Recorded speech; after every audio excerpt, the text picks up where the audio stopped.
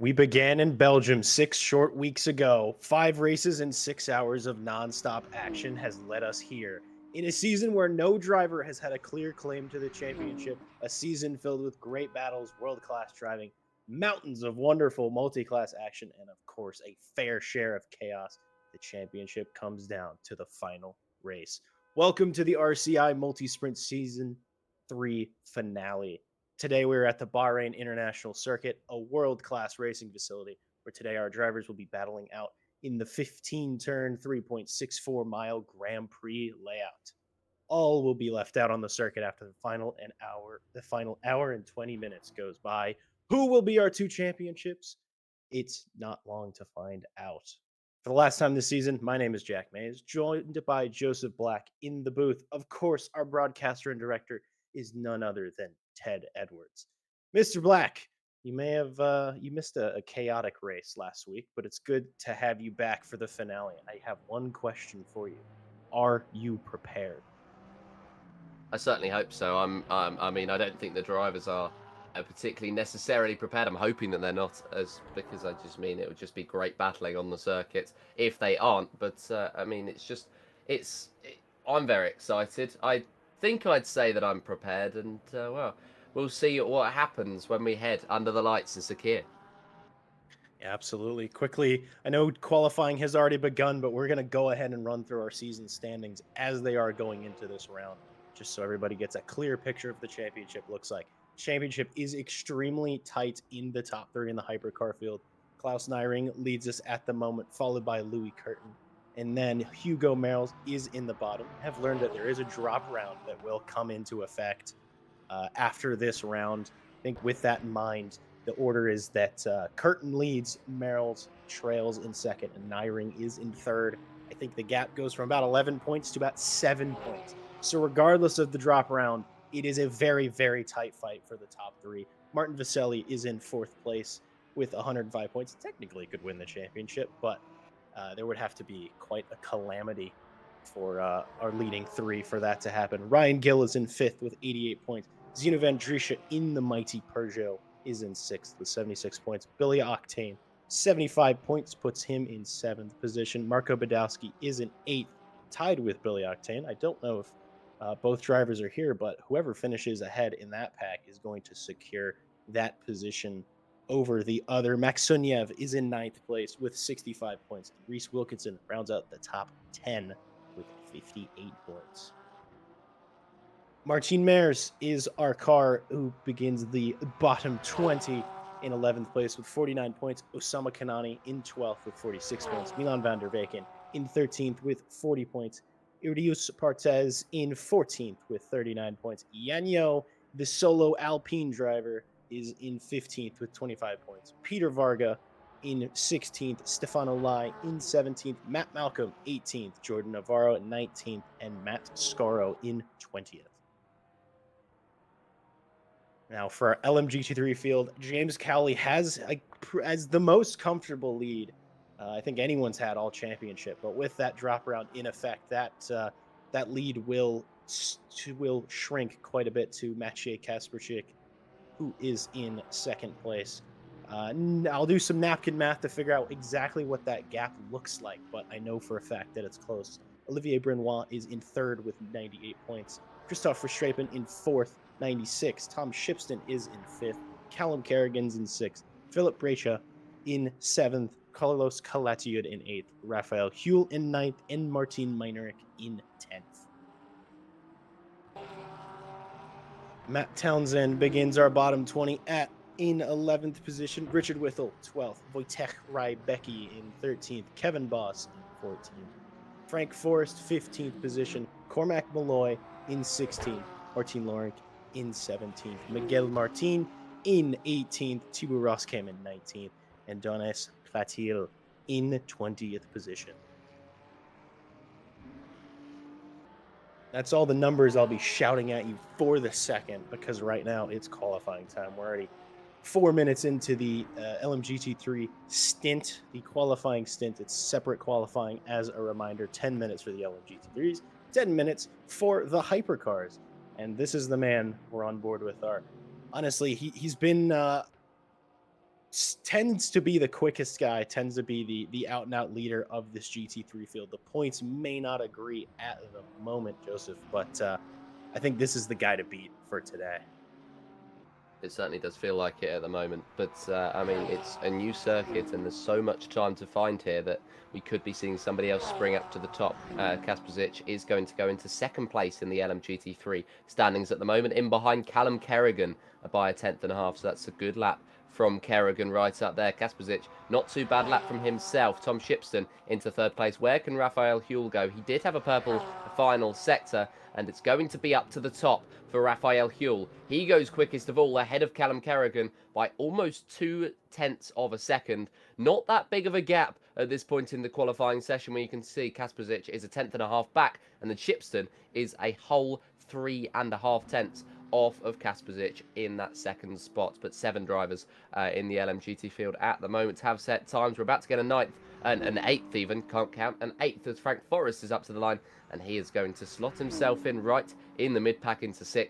And, well, I think this could be quite a nice little scrap out for pole, with 5 drivers split by a second, and Raphael Huell and Callum Kerrigan split by under 2 tenths. And, well, there's still a number of drivers yet to make their impression.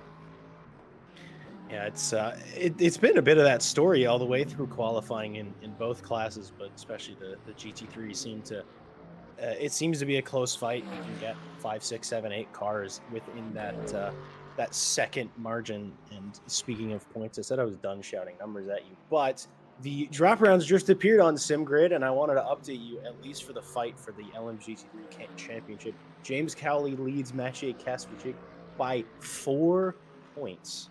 So ultimately, whoever finishes ahead of the other one in this race will be our championship, depending on where they finish. If they're in the top 3, whoever finishes ahead of the other will be crowned our champion. But that's enough numbers for the second, I promise. We're on board now with Miguel Martins. I think a personal favorite of our lovely broadcaster Ted. He loves a good Mustang, and as a red-blooded American properly, I love a good Mustang too. Miguel Martinez sort of been it was a bit of a surprise last week during the soaking wet qualifying in Brazil. I think it was a second place qualifying, so a bit of a result to attempt to follow up at the moment. Miguel Martinez is in 5th position, so not a bad lap so far. Those times are starting to drop. Raphael Huell is the first to really take a bigger step forward, putting 2 tenths between him and Callum Kerrigan, which the outset, Callum Kerrigan's having a mighty good qualifying. That's not a driver we usually see quite this far up the field. No offense to him, but a great start for a lot of drivers and a lot of these cars. I think Bahrain may not be a favorite in Formula One cars, which is probably what the circuit's best known for. But I think in sports cars, it turns into a really solid circuit. It certainly is. It tests all sorts of things for the drivers, especially when you use the regular GP circuit. You've got the mid-speed corners, you've got the high-speed corners, you've got everything in between, the long straights as well. And that's why they've sort of turned to Bahrain in Formula One for the all-round testing. Really, it tests every aspect of the car. It tests every sort of element of the driving style as well. So it really gets you set up well, and that's why they do the pre-season testing there. Martin Minarek is going to go up into 8th spot. He's going to displace Richard Whittle into the top 8, the top 4 rows of the grid, and he's 3 seconds off of Raphael Huell's time. Callum Kerrigan has gone purple in the first 2 sectors. Is he going to be challenging for Raphael Huell's time at the top? Currently, these two are a whole 6 tenths ahead of everybody else. Callum Kerrigan could extend that gap as he comes up to the line, and he does. He goes 2 tenths quicker than Raphael Huell. There's time to find in the final sector for Kerrigan. There's also time to find for Huell, and now Kerrigan is over a second ahead of Tom Shipston in 2nd place, in 3rd place even, as Raphael Huell in that 2nd place is going to come around the final corner. He looks to be improving, and it looks like he's going to be very, very close to Callum Kerrigan's time up at the very top. He's going to come up to the line with a target time of 2 minutes 01.169. Currently, he finds himself in a 2 minute 1.3, and that's not going to be enough of an improvement. He gets a 202.3. He's lost time in the final sector. He actually slowed down in that final sector, so maybe he's going to be setting himself up for a push lap right now, or at any point in the last 11 minutes of qualifying, because of course it is only the start of the qualifying session, And, well, it's all about getting that lap in right at the end. Yeah, we already have our hypercars beginning to line up. As a note, this Louis Kinder, this we were a bit confused when we saw this name. That's actually Louis Curtin. Not 100% sure. Maybe Kinder's an alter ego, but that is Louis Curtin.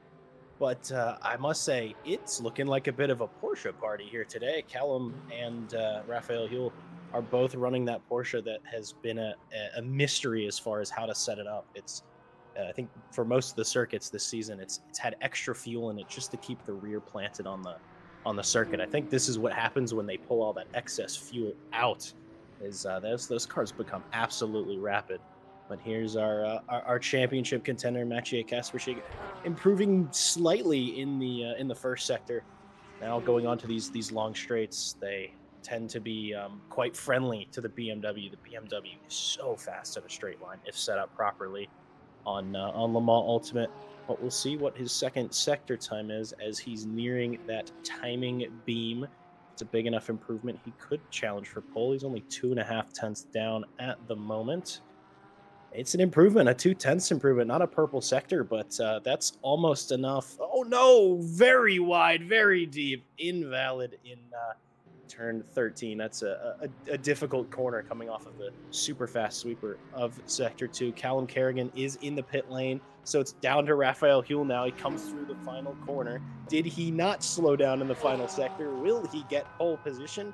We're about to see. He does. He's the first driver to go into the sub 2 minutes. 2-minute 775. That's pole position for Raphael Huel, just managing to pip Callum Kerrigan at the end of qualifying. Yeah, it's an absolutely unbelievable lap time there. Just right, slamming it in at the end, and just sort of teasing Callum, really, making him feel like he'd done enough. He definitely had not done enough. We're going to be seeing what these hypercar drivers can do. Of course, they'll be hoping at the very least to beat that 2-minute 7. Because these cars are much faster, so we'll be seeing hopefully something a little bit quicker from all of these drivers. And of course the championship is looking a lot closer in these hypercars as well, so there's a lot more to play for.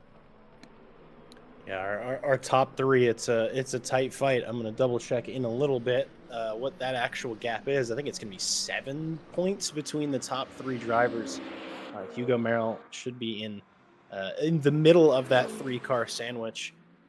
But it's absolutely all to play for, and qualifying doesn't guarantee where you're going to finish in the race. That's been extremely apparent this season. A lot of drivers qualifying super well, but minor mistakes or not quite having the car set up for that race pace means that they're not going to be able to make the best of their qualifying. But if you start ahead of some of your rivals in the field, it definitely doesn't hurt. So now we're on board with Yanyo in a sandwich of mighty V12 powered Valkyries and the lonely Alpine, a car that I think maybe deserves a little bit more love than it gets. Like it's a sort of a dark horse in the hypercar field. It's not great, let's be honest, in terms of the LMU BOP. It can be good, but it's sort of a mid-pack car, and I feel like that's why it's not selected nearly as much. The car that is probably the out-and-out favorite on BOP pace on LMU is this Ferrari, which Stefano Lai is now the driver of that, and Martin Mears is our solo Toyota driver. He was driving around in the practice session. We saw him briefly, but he's currently sitting in pit lane. I don't know if he's electing for maybe could be a last to first, I don't know, or just is not quite driven out yet. As I'm being informed that he actually just returned to garage. I do see he did put in 2 laps. Neither are valid. I think, Joseph, you want to take us on board for a lap here with Hugo Merrells? Certainly can. So, of course, on board with the Porsche that's about to take the pole position with the 1:45.860. So it's a strong lap, and it's going to be a huge braking zone down into turn number 1. This is probably going to be the hardest you're going to brake on the entire lap, which is going to make it a very interesting prospect when you head around a lap on the first lap of the race. Then heading out onto the exit, you want to ride the inside curb and really take as much of it as you can before setting yourself up well for what is a prime overtaking opportunity into this braking zone. On the exit, it's a mid-speed corner, and well, it's very, very difficult to go side by side through this one, so you've got to get that move done before the start of it, really, and down towards the exit of the previous one. Then another couple of tricky braking zones, another potential overtaking opportunity if you're bold, and it's also an opportunity for Hugo Mull to potentially go round. He was able to save the car, but it was a slightly hairy moment then. Nobody knows how to brake for this corner, but I think you just have to go nice and early, get that turn in, clip that curb, not too much, and just slam down on the throttle from there, and then down the one of the start-finish straights on the lap. That's, of course, not the one we're using today before the next braking zone, a medium-speed corner that you need to get yourself set up for on the exit. Then into the final sector, and it's another mid-sweeping corner. It's flat if you're bold, and if you're brave, and potentially if you're a little bit crazy and out on the exit of the corner. Just trying to go flat out once again as quickly as you possibly can. It's not really a corner where you need to use too much brake power, but you need to use a lot of turning. Then the final corner, you need to do a little bit of counter steering like Hugo's done there, and you need to use the curb on the outside, which he's not done quite as quickly as I think he would have wanted to. So I don't know whether this is going to be an improvement of a lap, but it is a 1:45.707 that is going to take him up to the top, and what a lap that was to be on board for, because he's 4/10 ahead of anyone else. Yeah, that's Louis Curtin, who's currently in the second place position. I will remind myself as well, that that's just the alter ego of Louis Curtin. But I promise he is the one to drive the car. Here's Billy Octane going around the final corner. V12 absolutely roaring. It's a minor improvement for Octane. It actually jumps him up a fair few positions. That sort of from P5 to about P10, all sorted by about 7/10 of a second. I think these are the drivers that maybe didn't practice quite as much as they needed to be, the ones that are just a little bit too much off the pace. It is going to be interesting to see how the Valkyries go around here, as this is a car that's not suited to all track conditions similar that you would find at this circuit. It's most happy in high speed and straights. There are plenty of long straights around here, so I can imagine it would go reasonably well. Here's the second half of the dynamic duo, the SJ and H duo, Ryan Gill and Billy Octane. Love seeing their cars around their, pastel colors, their pink and their blue. Big fan of both of those, but Ryan Gill right now is in 10th position. A lot of pace to hopefully find in qualifying, but is well off in the first sector. I'm thinking maybe letting a car through, maybe lifting off. I don't think this is quite a push lap, and maybe a prep lap, but Gill better get his foot down because it's only 3 minutes left in qualifying. Yeah, not long left to go for these hypercars to see who's going to be taking that pole position away. There has been a few improved laps. Nareng, Yeo, Lei all came within 2 seconds of Hugo Merle at the top, but have not yet had the opportunity to really challenge him for that position. But there is improvements for a lot of drivers. Angelo Scotti here is one of those drivers who is improving. At the moment, currently sits in 8th place, 2.391 seconds off of the pole time. How much is that going to improve by up to the line? It is going to end up being 6th place for Scotti, and that's a small improvement. But the small improvements can give you big gains, and there is 3 drivers split by 0.04 of a second, and they're 2.3 off the pole. So that's how very tight it can get in the mid-pack for those positions. So everybody's fighting over every single position for the time being, and that's Mares going up into 9th spot. What a relevant name that is for this evening, of course, the evening of Halloween. Not the last time you're going to hear that joke, but that's up to 9th place for Mares. I did completely forget to mention that it is Halloween. It doesn't really feel like Halloween, I must say. But, the lights are out. It's dark on this circuit. There's a couple spooky, scary skeletons rolling around of the Porsches. But no spooky liveries on any of these hypercars, which is a bit unfortunate to see. But it's still great to see them rolling around. Reduce Partez being the next car to improve over the line up to 10th position. Looking at that top 3 fight, the Merles Nyring and Louis Curtin, they're all separated by less than half a second. They're sort of have their final laps to do. Here's Louis Curtin we're on board with now. Slow in the first sector, very quick in the second sector. Hugo Merrill is actually in pit lane. He's done. He's decided that a 45.7 is good enough for him and about all that he's able to do. Louis Curtin coming around the final corner. Was it a big improvement in the final sector? We're going to see coming over the line. It's a 45.9. It is an improvement enough to jump Klaus Neiring. Here comes Klaus Neiring. He crossed line and jumps Louis Curtin right back, getting 800ths of a second to Hugo Merrill. I think if this qualifying is anything to talk about, these are the three drivers that I'm excited to watch. This is the championship fight, and it is close in qualifying. 2 tenths between the three of them, and 1.4 seconds to the next fastest car.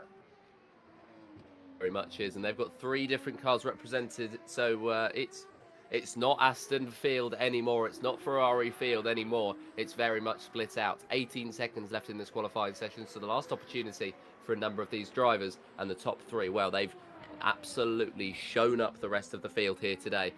EO is in the second sector, so is Klaus Neiring, and he improved. He sort of took a while to get into the session, but from there he was able to absolutely excel and fly his way into second place, fly his way onto the front row of this grid so far. But how long is he going to be able to hold on to it? Not sure. He's not improved in the first sector, and this is his final opportunity to set a lap time. The Aston Martin 007 is heading through towards the second sector split time now, and we will see where Klaus Neiring is going to be in relation. It's going to be a purple second sector, so this lap is still very much on, and if he can improve, then he's going to be up there with Hugo Merle. Wonder where Merle and of course Louis are on their laps and on their progresses, but we're going to watch Klaus Neiring, and actually they aren't on laps at all. That's a slide into the final corner, a little slip on the exit, and it's going to be an invalid lap from Klaus Neiring. I think he did go off the circuit. He's going to finish off the lap. It's going to be a 45.879. It's not enough, and that mistake around the final corner has cost Neiring pole. Yeah, I think that's going to be a mistake that Klaus is going to rue for maybe a couple of minutes, but the pace is so close between the two of them that it's all down to the race now. He's done what he can do. He's on the front row, which is important. Here comes Martin Mares. I believe this is the last car to cross the line. He does a slight improvement, but stays sixth position. I was wrong. It's actually Jordan Navarro. That's our last hypercar out. Fortunately, Jordan Navarro didn't attempt to qualify early as he did last week. That got him a disqualification from the qualifying session. So it's good to see Navarro actually doing things appropriately and finishing in eighth position in qualifying. I think we got a race on our hands. I think we really truly got a race on our hands based on how this qualifying looks. Hugo Merrill, he put in that lap early, was confident in it, and rightly so. On the pole by only 800ths, Klaus Neiring could have, maybe should have, taken that pole position, but that final corner mistake, that bit of oversteer, that bit of running wide, it's a fine margin, but Klaus Neiring's in second position. Louis Curtin behind the pair with another close lap. I mean, the top three in a class of their own this race. Stefano Lai, the next driver, in fourth position. Yan Yo, fifth position. Martin Mares, the lone Toyota driver, in sixth position. Ryan Gill in seventh. Jordan Navarro in eighth. Angela Scotti in ninth. And Billy Octane in 10th position. Our final three drivers in the hypercar field: Iridius Partez in 11th, Peter Varga in 12th, and Milan van der Weyken in 13th. Hopefully we'll see a lot more pace in the race than we did from qualifying with Milan. I think that was sort of a rushed lap. Nothing really came together for them, but that will be seen shortly. But now it's the LMGT3 qualifying field. Raphael Huell pipping Callum Kerrigan at the very last moment of their qualifying. He's on the pole. Callum Kerrigan starting first row for maybe the first time. Maciej Kasperczyk, the championship contender, the furthest ahead well, actually, I don't think his championship rival is here today. I've just realized. I don't believe we're missing a Lamborghini on this field. So Maciej really just needs to finish this race to get points and get that championship. Miguel Martins in fourth position. Wojciech Rybecki in fifth. Tom Shipston in sixth. Martin Meinrich in seventh position. Frank Forrest, eighth. Richard Whittle, ninth. And Martin Lawrence in 10th. Actually, Martin Lawrence, I don't believe is here. But the way that the grid gets filled out, it's just doesn't work that way because SimGrid, or sorry, not SimGrid, LMU works in mysterious ways. Let's just say it that way. I'm gonna roll through the starting order now, and it's as we've just said it. Well, there will be some cars you didn't see in the qualifying order, but that's as I said, LMU working in mysterious ways. I think, well, since we sort of know the results in the LMGT3 field, that goes without saying. But who's your money on in the hypercar field? Do you think one car has the edge over the other, Joseph?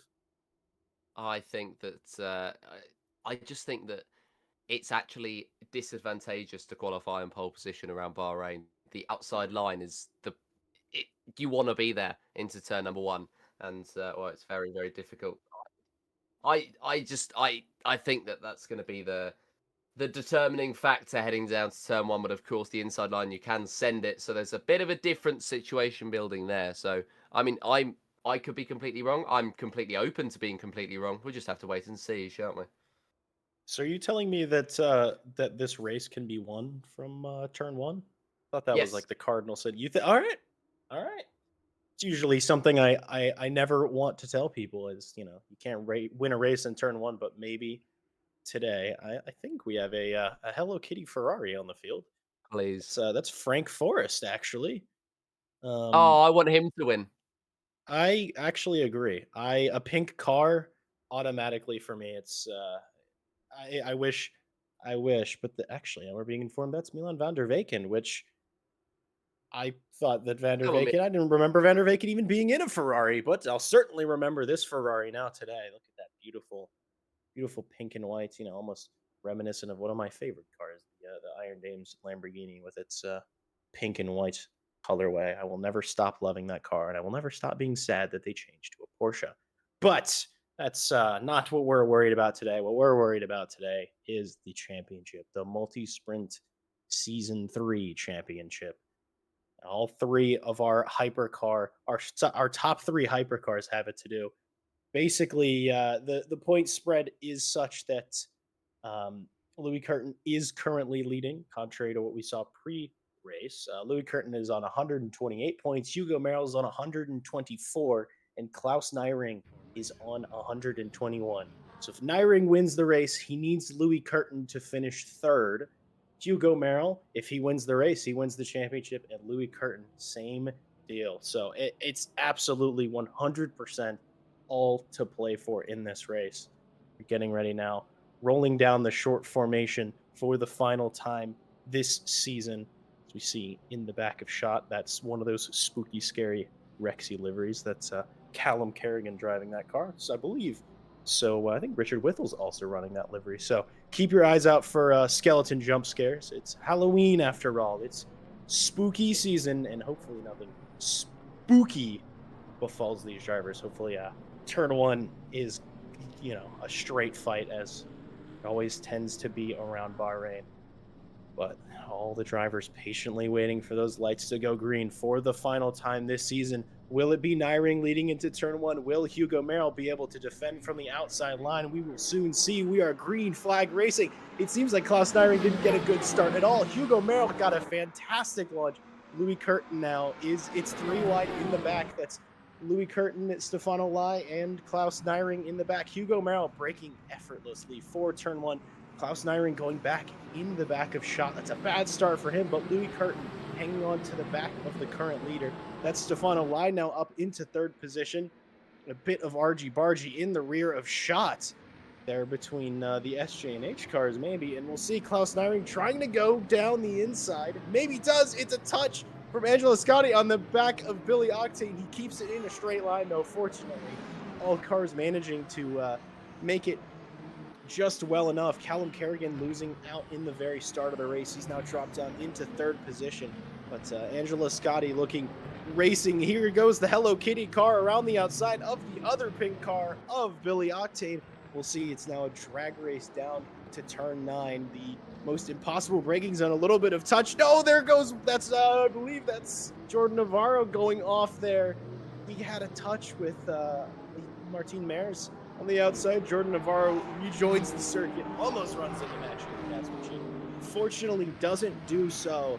But our current Hugo Merrill is, well, he's doing the thing that he's sort of done when he leads at the start of the race, is he kind of just drives away. There's no management from Hugo Merrill. Hugo Merrill puts his foot down and does not let off. He doesn't let off the gas until he sees God or the checkered flag, as we say in my neck of the woods.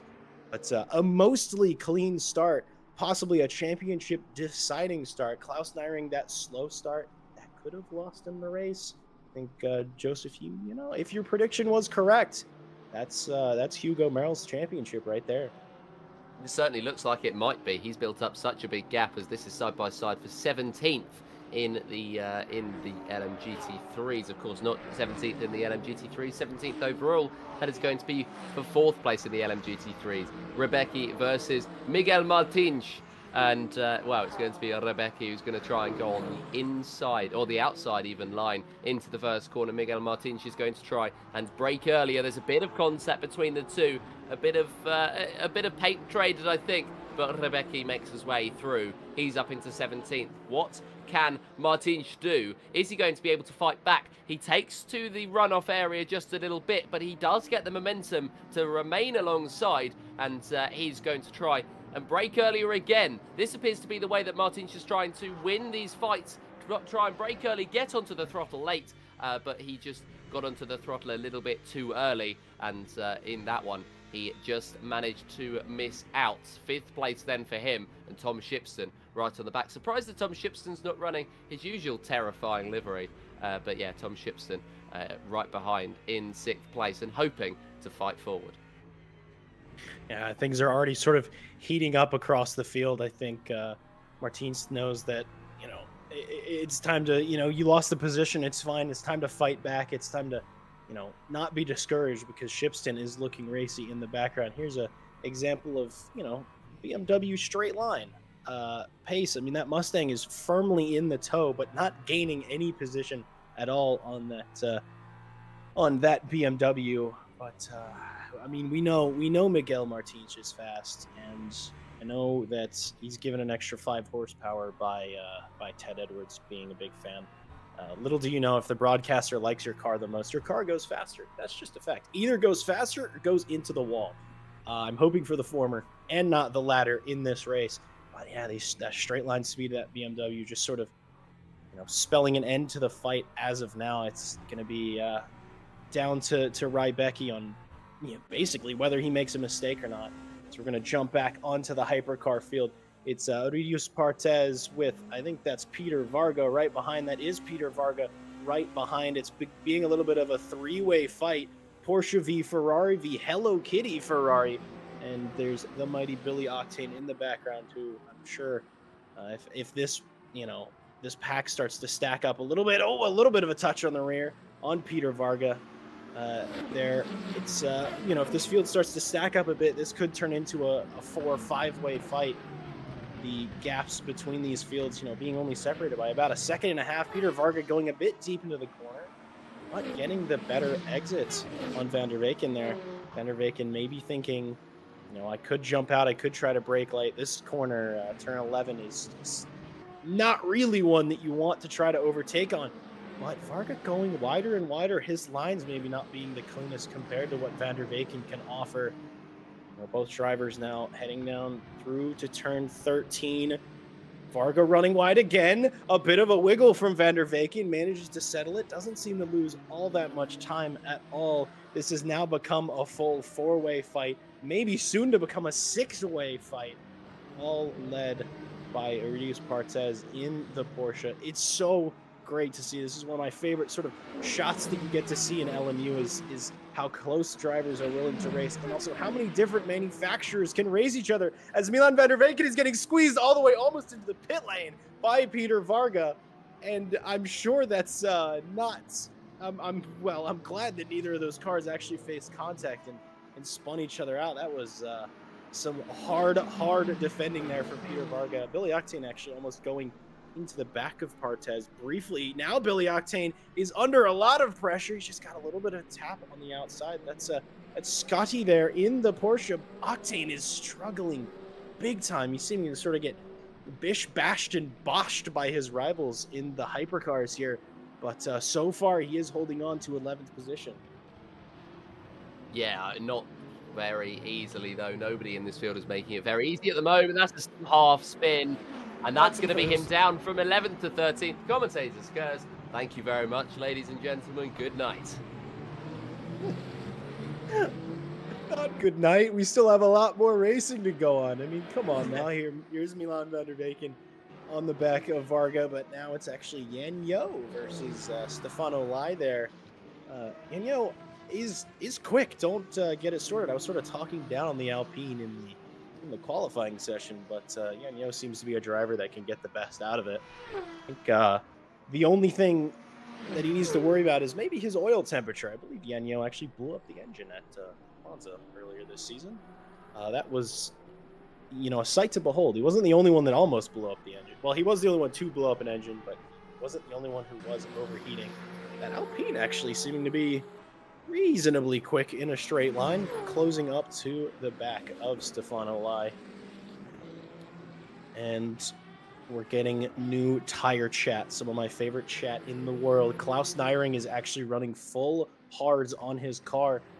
That's a definite strategy call. That is not getting tires during the pit stop and hoping to gain, I think it's about 12 seconds that you lose or gain in the pit stop, depending on whether you take those tires. So if he's able to be within 12 seconds by the end of their stint and the other two drivers take tires, it might, it definitely will help out, but currently about half a second off per lap there, Joseph. But actually, we're going to jump back to the Toyota. I love the Toyota. Do you love the Toyota, Joseph?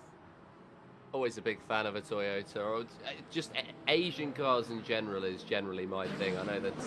I know that we're big fans here of American cars and massive engines, apparently. But I'm a big fan of an Asian car. So Toyota generally has my bias in these sorts of races. We've got, of course, my favourite name on the grid this evening as well. It's just so fitting. I've got two names down already as drivers I'd like to win in the hypercar class, and Martin Mayers in 11th spot at the moment. He's a little bit too far off Angelo Scotti for his liking, I think, and he's got Navarro and Octane, two drivers who will be desperate to get past and will make no sort of questions about it. They're going to want to get through as soon as they possibly are going to be able to, as I believe Milan van der Weyken made his way through on Partez for that 7th spot. There are moves in this hypercar field. There is opportunities to make those moves, and we've still got over an hour to go. So there is going to be lots of opportunities for these drivers to make moves, and there might be one set up right here. Martin Meinarek hasn't really avoided all of the action ever since we started this race, and he's involved in the thick of one right here, and it's an appropriate Halloween livery there from Richard Whittle in behind in 8th place, just trying to chase down the Mercedes ahead. It's Mercedes against Mercedes, and he's chomping at the bit to try and get ahead. Yeah, he is doing so. It is slightly confusing. Fortunately, Callum Kerrigan and Richard Whittle aren't driving next to each other because they are driving the exact same car. I mean, to be fair to them, I think that the Skull and Bones Rexy is one of the great liveries. One of the greatest liveries, I think, to come out of IMSA. Somehow it's an improvement on an already beautiful green dinosaur. Well, I mean, I guess to make a better livery, you take the skin off? Is that what I'm maybe thinking? I don't know. But anyways, enough of my semi-psychotic rambles. That was a big cut there from Richard Whittle. I think he's going to get a ping for that, but he was trying to sort of take a bit of an alternate line, use all of the inside, use all of that apex curb. Martin Meinarek already going defensive. Richard Whittle, though, he left space on the inside. Whittle grabs that inside. They're going to squeeze each other towards the braking zone. Who's better on the brakes? We know that Porsche's good, but Martin Meinarek seeming to be better at the moment. Richard Whittle maybe braking a bit too early there. But the Porsches are definitely looking like a bit of a force to be reckoned with here. I think, their uh, wacky setups and what was required to get, decent pace out of the car sort of all come full circle, because now they're there at Bahrain. These cars are absolutely flying. Come on, Richard Whittle in the first sector now, trying to find his way, find a chink in the armor, but nothing doing just yet. As now they're headed. Well, now we're headed back on board with the hypercar field. That's Martin Mares going up against Peter Varga there. Varga fighting back, but here's Jordan Navarro in the back of shot, briefly touching the rear of Peter Varga. I think we're going to be 3 wide into turn 4. We are briefly a little bit of paint trading in the hypercar. Martin Mares running very wide. And there's Peter Varga showing his this discontent with the flash of the lights. We're running now through the S's section, down towards turn 7. Turn 8 can be an overtaking opportunity. Will one of these cars go for it? Jordan Navarro trying to go around the outside. Nothing doing there. Martin Mares now being in the back. Billy Octane has now joined the fun. He said, I'll take that. I'll get into this fight. This seems like a whole lot of fun here. They're 2 wide in the back of shot. Martin Mares touches the back of Peter Varga, is able to get down the inside. It's a drag race. It's a 2x2 drag race. Let's see who's going to get the better of it. Seems Billy Octane's in the back, but he's in the Mighty Valkyrie after all. He has straight line speed.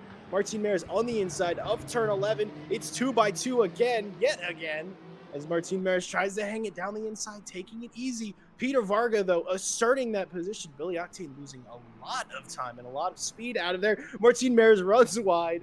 Here comes Jordan Navarro.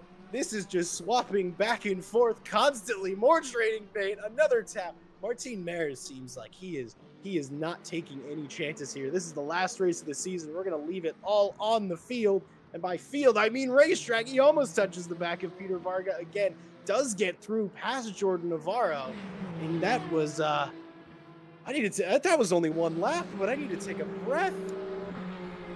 Yeah, it was absolutely unbelievable. That pretty much throughout, and I'll let you just have a little bit of a break and a little bit of a breather, as there's drivers are not going to have a breather here. Billy Octane trying to send it to the inside line, cannot take it, and so these 4 continue their fight on to the next lap. Martin Mares, a little bit of a flash, trying to give Varga the hurry up, trying to make him move forward, because the drivers behind are just sort of trying to pressure them. A little bit of a wide moment from Varga. Martin Mares pulls alongside. Can he pull ahead? He's remaining side by side. I said it was difficult to go through here in qualifying.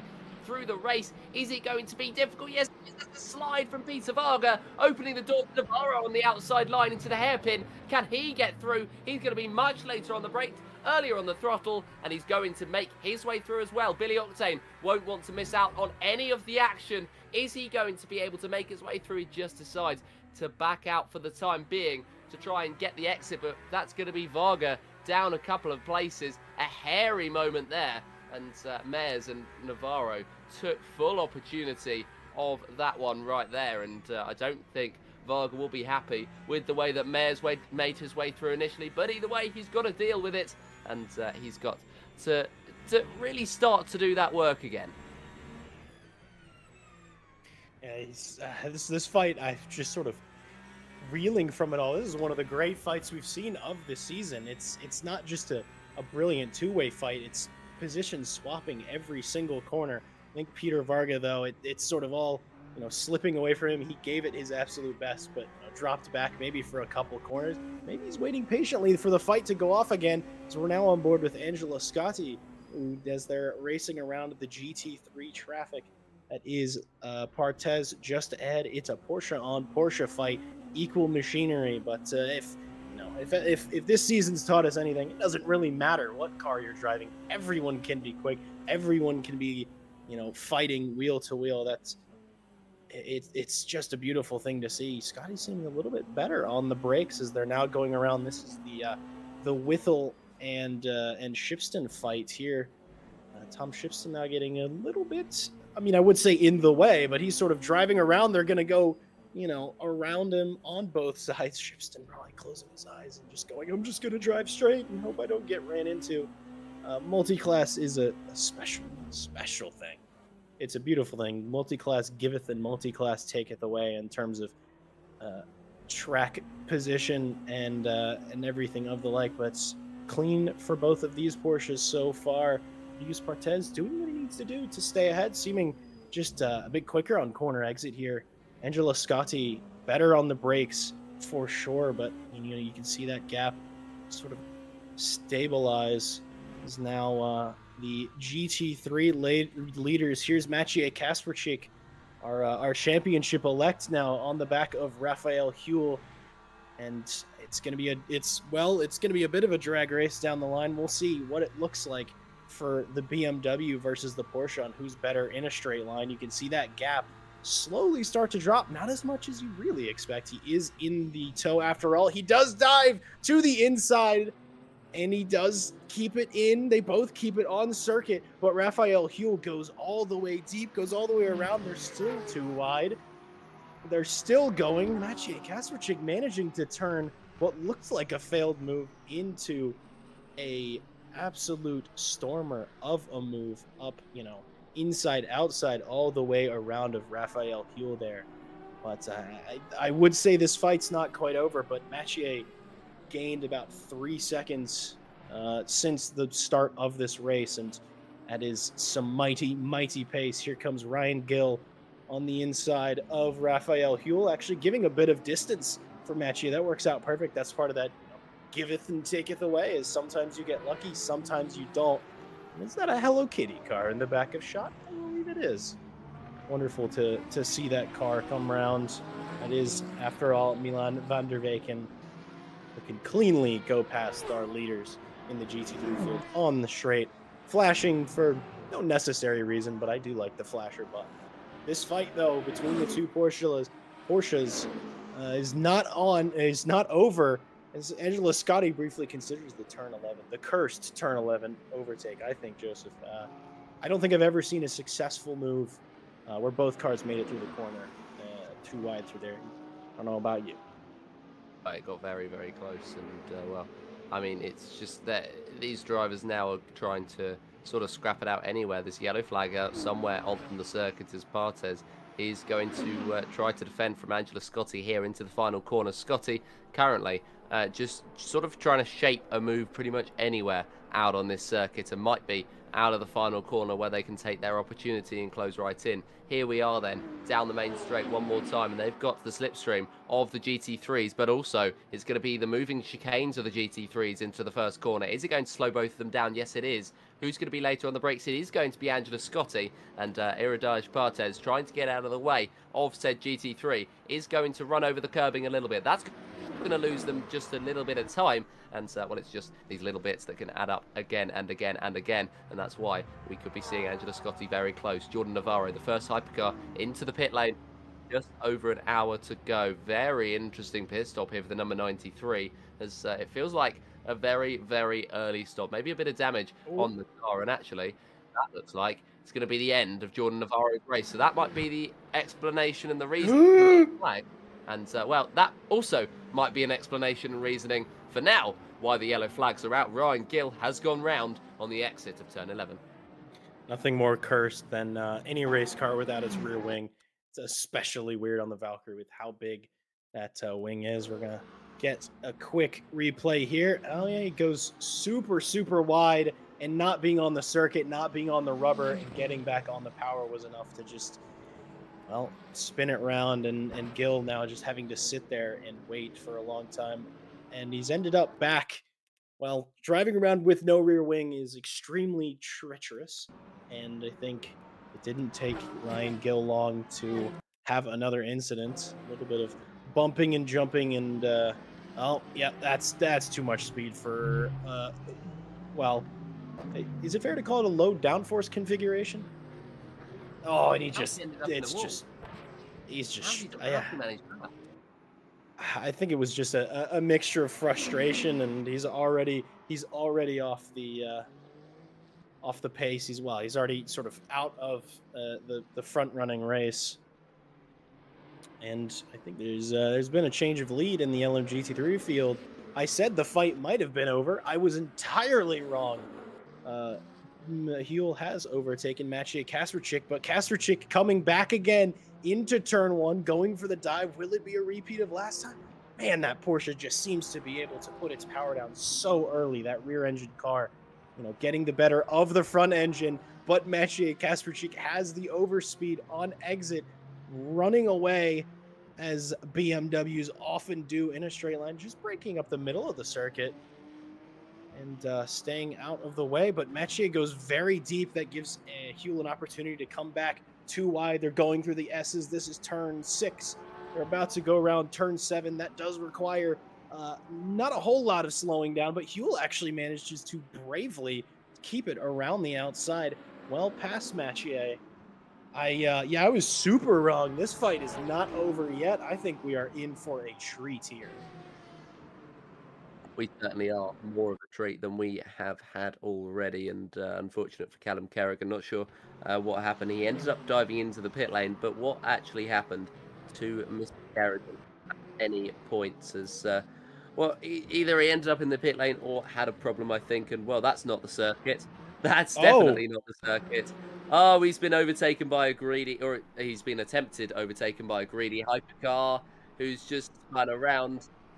Ah, well, that's the reason John Navarro's come into the pit lane, and that's the reason Callum Carrigan has lost time as well. And they all just, it was sort of a concertina effect. One went round, it was Martin Mares, and it seemed to follow. Was there any contact between Mares and Carrigan up here? It looks like they get very close. Yeah, definitely.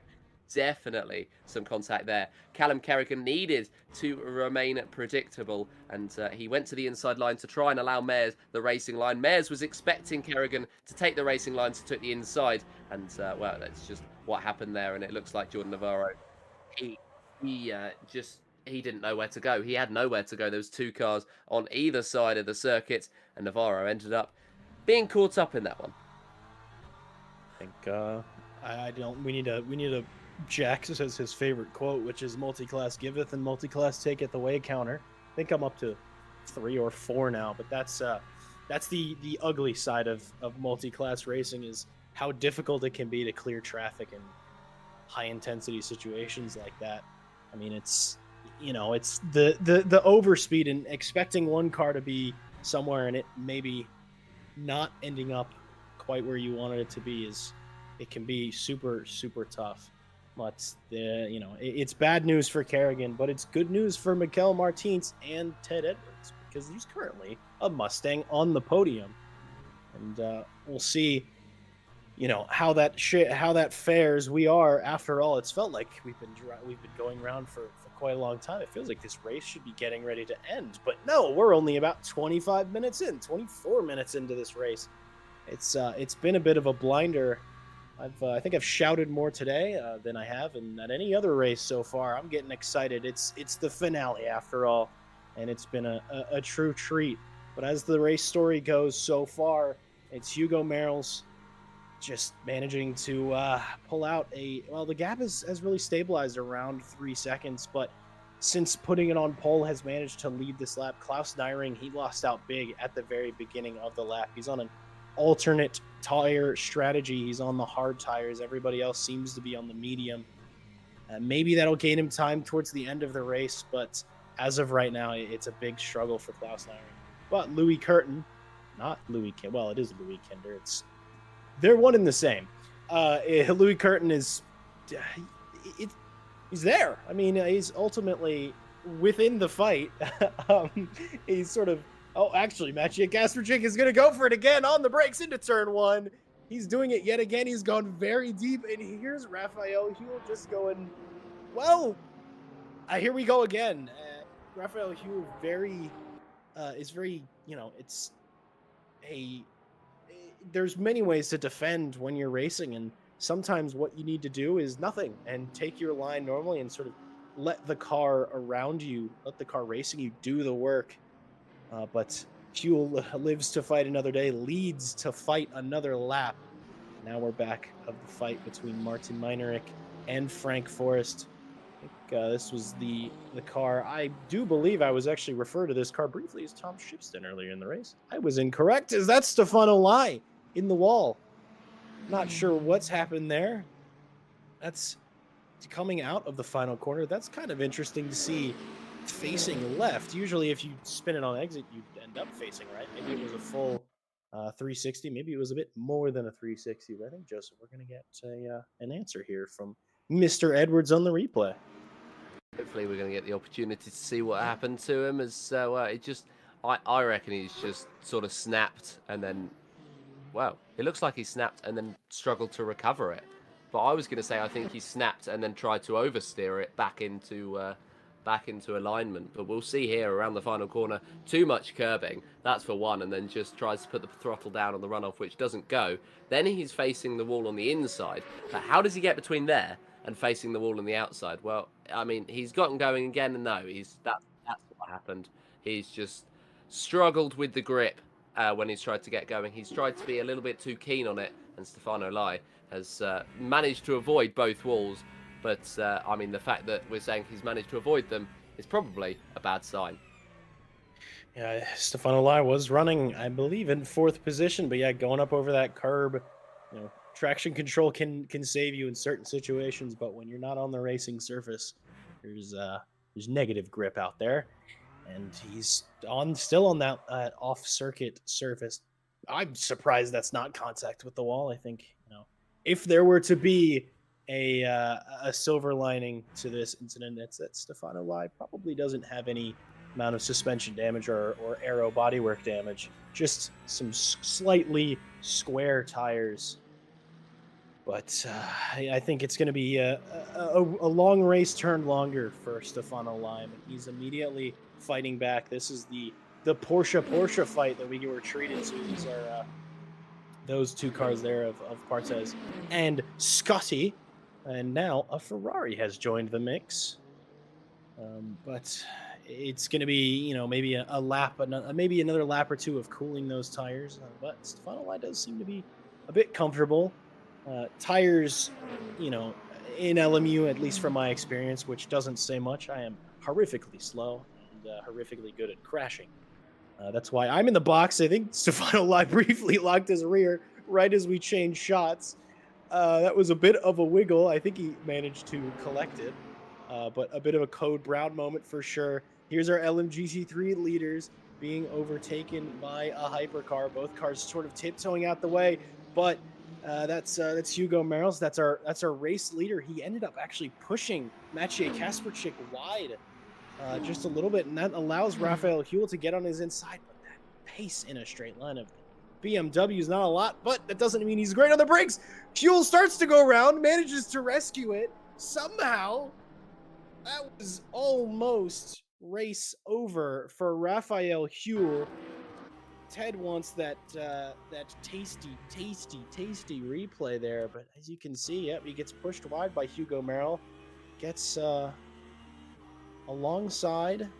Well, maybe that BMW is not running away quite as much as I thought. I think it was a very, very late break. Well, no, it was an early break from Raphael Huell. He decided to not go too wide and was sort of reacting to the car that ended up on his inside and made a mistake. It was a race management strategy almost turned very, very wrong, but fortunately Raphael Huell able to collect the near spin and get right back into the fight.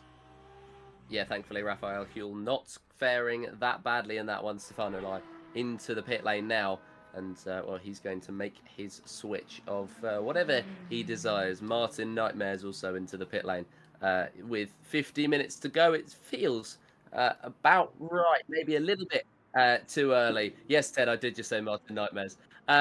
Just a little bit too early in this race for a pit stop, but I think it might just be the very beginning of the pit window for the hypercars, and I think it's just with 50 minutes remaining, that's going to be what they do. Is well, no, Stefano Lai doesn't come into the pit lane or to pit, but he comes into the pit lane and stays in the pit lane. He's decided to park up and retire.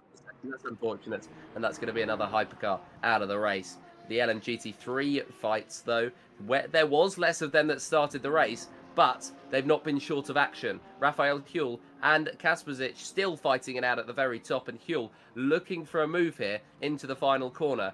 And, well, it's one thing, to be fair, to say that the Porsche is going to be a little bit slippery in the corners, but that BMW engine is just firing Kasperczyk off down the straights, and it's going to be that situation once again. Is Huell, though, going to be able to tuck under in the perfect little pocket of slipstream to get closer? The answer is very much yes, and he's going to be just about 2/10 back as they cross the timing beam. Into the first corner, he's not quite going to be close enough, but Raphael Huel is...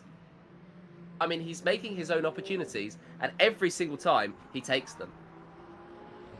It's been an impressive fight. You'd think that these two were racing for a championship, but Raphael Huel is I'm not actually sure where he is on the results or on the standings. I think he might be 6th or 7th position, but it's great to see, especially for Kasperchik, the way that he's sort of fighting it like this is for the championship, not sort of letting Huel go through, be like, oh, I just got to finish my race to clinch the championship, but giving us a show worthy of a championship fight between these two drivers. I think though, well, I almost was going to make the same mistake and say that this fight is over. I know for a fact that that's not true. Maybe they're just both taking a bit of a breather. They got their tires got a bit hot. Their hearts got beating a little bit too fast, and maybe now they're going to take a lap to relax before attacking each other at the next opportunity. And they're sort of running down. You think when you're behind the wheel of any car, quite frankly, and you're gaining towards turn 11 on that back straight, you think every time you're like, oh, but I could go for the dive here. We're nearing a braking zone. I'm closing up. I could go for a late move. It'd be brave. It'd be great. I'd be like Max Verstappen. As Huel, another bit of a wiggle there. That's definitely loose in the rear of that Porsche. But you think about it going into turn 11, it never ever works. I've called it the cursed turn 11 move. Also, because calling anything cursed today is deeply appropriate, I think. But it's never a move that really you're able to pull off unless you're truly alongside, you're truly side by side. So, I mean, you see closing up down the straights. This straight, however, the start-finish straight going towards turn 1, this is where moves can be made. Raphael Huel is well too far back. That would be a dive worthy of Verstappen's name if he managed to make that overtake. But no, another lap, another bit of... I say it's relaxation, but I'm sure, Joseph, you'd agree with me. There's nothing relaxing about driving these race cars. No, especially not when you got all the pressure on you of trying to go for an overtake and knowing that the hypercars are bearing down on you. And it feels very difficult to manage the race, especially when you're in a lower class, and the LMU are a little bit too difficult to manage at this point in time. But they're heading through at the moment and doing a pretty good job of doing so, as this is a man who has no pressure on him at the moment in terms of trying to make an overtake ahead. But he might have Tom Shipston on his back at the moment. This is Miguel Martins in that third spot at the moment in the class. That's going to be Billy Octane around right in front of Tom Shipston. A perfectly timed camera switch. And Billy Octane is going to lose the rear. That's not the first time we've seen him do it into the same corner. And he's going to be ruining that mistake as he's got Peter Varga now right on his rear. Varga, his sort of, three-way, four-way fight included Billy Octane earlier in this race. That was, the fight that got me properly out of breath. And strangely enough, the two cars that were the worst off in that fight, in terms of ones that, they didn't make any big jumps. I think Varga actually, we lost a position or two out of that race. Billy Octane and Peter Varga are now the two leading of that four-man pack, as Jordan Navarro is no longer in this race, and Martin Meyers went ahead and took a pit stop. I will be impressed if he doesn't need to pit again. The hypercars, they can do about 50 minutes with a tad bit of fuel saving, but I'm sure if that was a strategy choice, certainly a brave one to go for. But Varga and Octane now, as we see, here's the leaders, I should say, fighting yet again. I said it was a lap of relaxation. By the time they've gotten to the next lap, they're side by side again. Raphael Huel this time being the car to go deep, to go late on the brakes. Let's see, does he go for a move here? Nope, he decides in that turn 4 is not his chosen place. Maybe hold it around. I think he knows that he's got a bit of a better drive than Maciej Kasperchik through the exit of turn 4. As you can see, Huel staying right on the back. Will he go for a dive into 8? I would love to see it. He doesn't do. I think Raphael Huel is maybe I wouldn't say driving a bit tentatively, but driving smart, making sure that if a move's going to be done, it can be guaranteed that both drivers will go safely. Is getting real close into turn 10. I think we might be seeing. I'm not sure if I want to see it or not, but maybe there'll be a move into turn 11. I think with how Huel's been driving, I think he's gonna stay behind. As you can hear, a bit of a lift, but Maciej Kasperczyk just goes very deep. I think got a bit maybe distracted by the Porsche in his rear view mirror, but Maciej a bit of a mistake as he goes on to those exit curbs, makes Ted a little bit nervous. I see Huel got loose yet again. There's a surprise Billy Octane joining the fight. Well, by joining the fight, I mean briefly flying past it, giving them both a beautiful bit of V12 noise. Brief yellow flag for Reduce Partez, who's off the circuit briefly, comes back on, but Billy Octane's able to get through. We'll see Varga in the back of shot if he's able to get close enough. I don't think he is. That final corner, it's certainly a tricky one, and it's getting the best of a lot of drivers. Here comes Maciej Kasperczyk, weaving left to right, trying to decide which way to go. Raphael Huel seeming to have gotten past Maciej maybe in the final corner. And Ted Edwards is frustrated because he would normally go into a replay, but these guys just keep fighting. Yet again, Maciej late on the brakes. Yet again, Raphael Huel with the switchback. These two, I mean, they're basically just going to see how many times they can swap positions in one race. It's too wide yet again, going down to turn 8. Maciej switches back, thinks better of it. He's not good enough on the brakes to squeeze past Raphael Huel. Tries to get back on the chosen line. Huel's exit is it's going to be slightly compromised. That exit curb is not one you want to go on. Here comes Maciej down towards turn 9. One of my favorite moves that can be done on this circuit. He does it properly. Huel gets so much better on the exit, though. Is it going to be a turn 11 overtake? I don't know. I think Raphael Huel is going to tuck back, do a little bit of a lift. He knows this is not the corner to pull anything off. This is incredible stuff here, Joseph. I think we are in, well, I know we are in for a treat, but I think we've got plenty more ahead. Only halfway into this race. You'd think that surely these two are tired of fighting, but no, they remain alongside each other. Huel getting a much better exit, and well, he's going to be ahead, but of course that engine power of the Beamer is going to allow him right back into the fight and right back on the rear of Raphael Huel's car into the final corner. Not making the move, but the main straight is where the BMW is really able to exercise his ability to exercise the huge engine in that car, and he's going to try and make his way through. Ted's going to try and find a replay of what happened to Richard Whittle, which is the reason that those yellow flags were caused, and which is the reason another DNF has occurred, and it just looks like that might just be some throttle issues for Whittle, and then a little bit of a flash from the hypercar not helping Whittle, getting a little bit nervous, bonking the barrier, and I think that is going to be very difficult to recover from there without too much loss. And Richard Whittle is going to rejoin the circuit. The number 957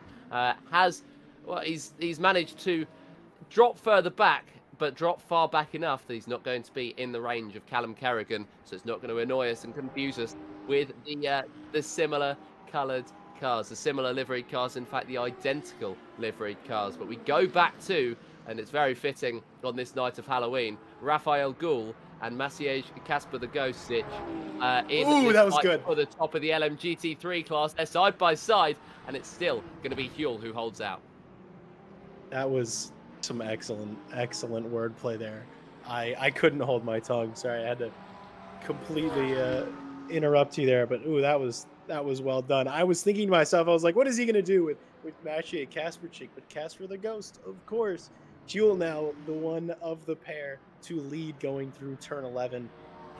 It's very interesting to see sort of the different approach. We talked about how in the hypercar class, well, just LMU in general, it sort of doesn't matter what car you drive. Maciej Kasperczyk going well wide of turn 13 there. Probably got a bit of a track limits ping, but I'm sure both these drivers have it well in hand. but they're not going to anytime soon. And now to the relief of, well, the slight relief of Ted Edwards, we now have a different fight. We have the hypercars of Peter Varga and Ridus Partez. I've sort of decided how I want to say Kasperchik. Haven't decided how I want to say Partez's first name, so I'm going to keep butchering it forever and ever. But these two getting ready to have a bit of a battle between them. Varga has been closing up on the back. That's lead on the brakes. A little bit of a wiggle there. Maybe a bit worried about running into the back of Partez. But he manages to get a pretty solid exit, all things considered, using all of the circuit there. So they're going to come down. Will the GT3 car ahead be any sort of issue for these cars? No. No is the answer. These hypercars have so much more pace. That's a straight like that is perfect to go. As we were looking on the left side of our screen, Milan van der Weyken is up 8 positions. That's the Hello Kitty car, if I'm not mistaken, which only 5 more positions, and that's a race victory for the Hello Kitty car, which is a race victory for all of us. Let's just make that clear. We all win if Hello Kitty wins. I think we should mandate for next multi-sprint season, everybody has to have a Hello Kitty car. What do we think? Can we have a Hello Kitty day? Sounds like it does. I think that should have been done today of all days. I think that was Partez actually diving into pit lane. Yep, Partez does elect to go in pit lane. This is a great shot. And there's the car. We love LMU spoopy, as Ted Edwards says. I agree. Very spooky. The car disappeared, guys. It's so Halloweeny. Look, the lights are orange. The pit lights are orange. Halloween! It's Halloween! I swear. But that's Partez taking their chosen pit time, maybe going 50-50. Oh, yeah, they are a bit red. That's spooky. The lights changed, guys. Isn't that crazy? I'm really grasping for straws here. But Partez now in the pit, as now we see on the energy bar, Hugo Merles has been clearly pushing very hard. That could be why Louis Curtin hasn't closed that gap too much. He's got an extra lap of energy over Hugo Merles. I think the pit stop's gonna shift up the race just a little bit. Difference in strategy there. Hugo Merrill, as I said, he doesn't lift off the throttle until he sees God or the checkered flag. Or actually, on today, the devil or the checkered flag, because it's spooky season, did I mention? But Hugo, ripping his fuel tank to shreds, flying down this circuit. He's led every lap, but, as he gets ready to go to pit lane, I think he'll do it this lap, almost certainly. Not sure what the energy need is for a lap around the Bahrain circuit. Ooh, getting a little, well, I would say out of shape, but I think uncomfortable is comfortable for Hugo Merrill. He is a driver who can get the best out of a car when it's in its worst position, almost driving it like it's a rally car sometimes. We'll see as he's running down the third of 4, I would say certainly 4 straights on the circuit, whether he's going to dive in the pit lane. And it looks like, if you can see that little green number on his wheel, he's going for a proper in lap, and he was up by about a tenth and a quarter going into pit lane. Here he comes now, but that means that Louis Curtin, if he doesn't pit, which I'm almost certain he won't, will take lead of this race. There it is, Louis Kinder. Can we say that Louis Kinder is Louis Curtin's Halloween costume? Does that count? Yeah. I'll give you that one. But yeah, I mean, it's very, very scary at the moment to be seeing a new driver up at the top for the drivers. But of course, we know that is not a new driver. That is it's the very intimidating presence of Kinder at the very top, or Curtin at the very top of the field. And we've got about half an hour before this race stacks up and we get our final finishers here today in Bahrain. And the pit stops currently, it looks like it may well be in and around that pit window, as that's going to be Hugo Merle in and now out of the pit lane. And he's going to be out of the pit lane. Where is he going to be out of this pit lane? Is it going to be in 4th place ahead of Milan van der Weyken? Well, van der Weyken's going to run down to the first corner behind Hugo Merle. So it certainly looks as though that's that number of that 4th place car is going to hold on to it. But Milan van der Weyken has had the pace. I think he's going to be trying to fight Hugo Merle on circuit here. I know certainly Milan van der Weyken's going to be thinking about it. I think I heard a little bit of lift and coast coming into turn 4. I think van der Weyken thinking they can gain time by taking less fuel. You can see that energy's a bit low. I don't think van der Weyken would be able to get another lap. But it's big lifts and coasts. Maybe trying to do one more lap after this one. We'll see as we go around. We're going to continue on board the mighty Hello Kitty mobile for a little while. You can see there it is, Hugo Merrill in the front. I wonder, now the question is, did Hugo Merrill take tires? Don't really know. It's possible he may have those. I don't know how those mediums have been shaping up for this race. But Louis Curtin should be thinking about coming into pit lane this lap. Klaus Nyring might be able to make another one. Van der Weyken, though, big lifts. I mean, well, getting a little bit out of shape, to be fair, but a lot of lifting, sort of waiting to go onto that throttle. Short shifting as well. So we'll see, is it going to be a big lift coming into the final corner? Big lift. And something interesting that I'd like to note is, as you can see, throttle is fully down, but then you see it starts to drop back. That is the hybrid system, effectively giving that extra 10% of throttle where it isn't necessary from the engine. The hybrid system is more of a fuel-saving device than anything else, than a true. It's not like ERS in a Formula One car. Let's say it that way. It's more about the ability to save more fuel, but Milan van der Weyken did save enough fuel for one more lap.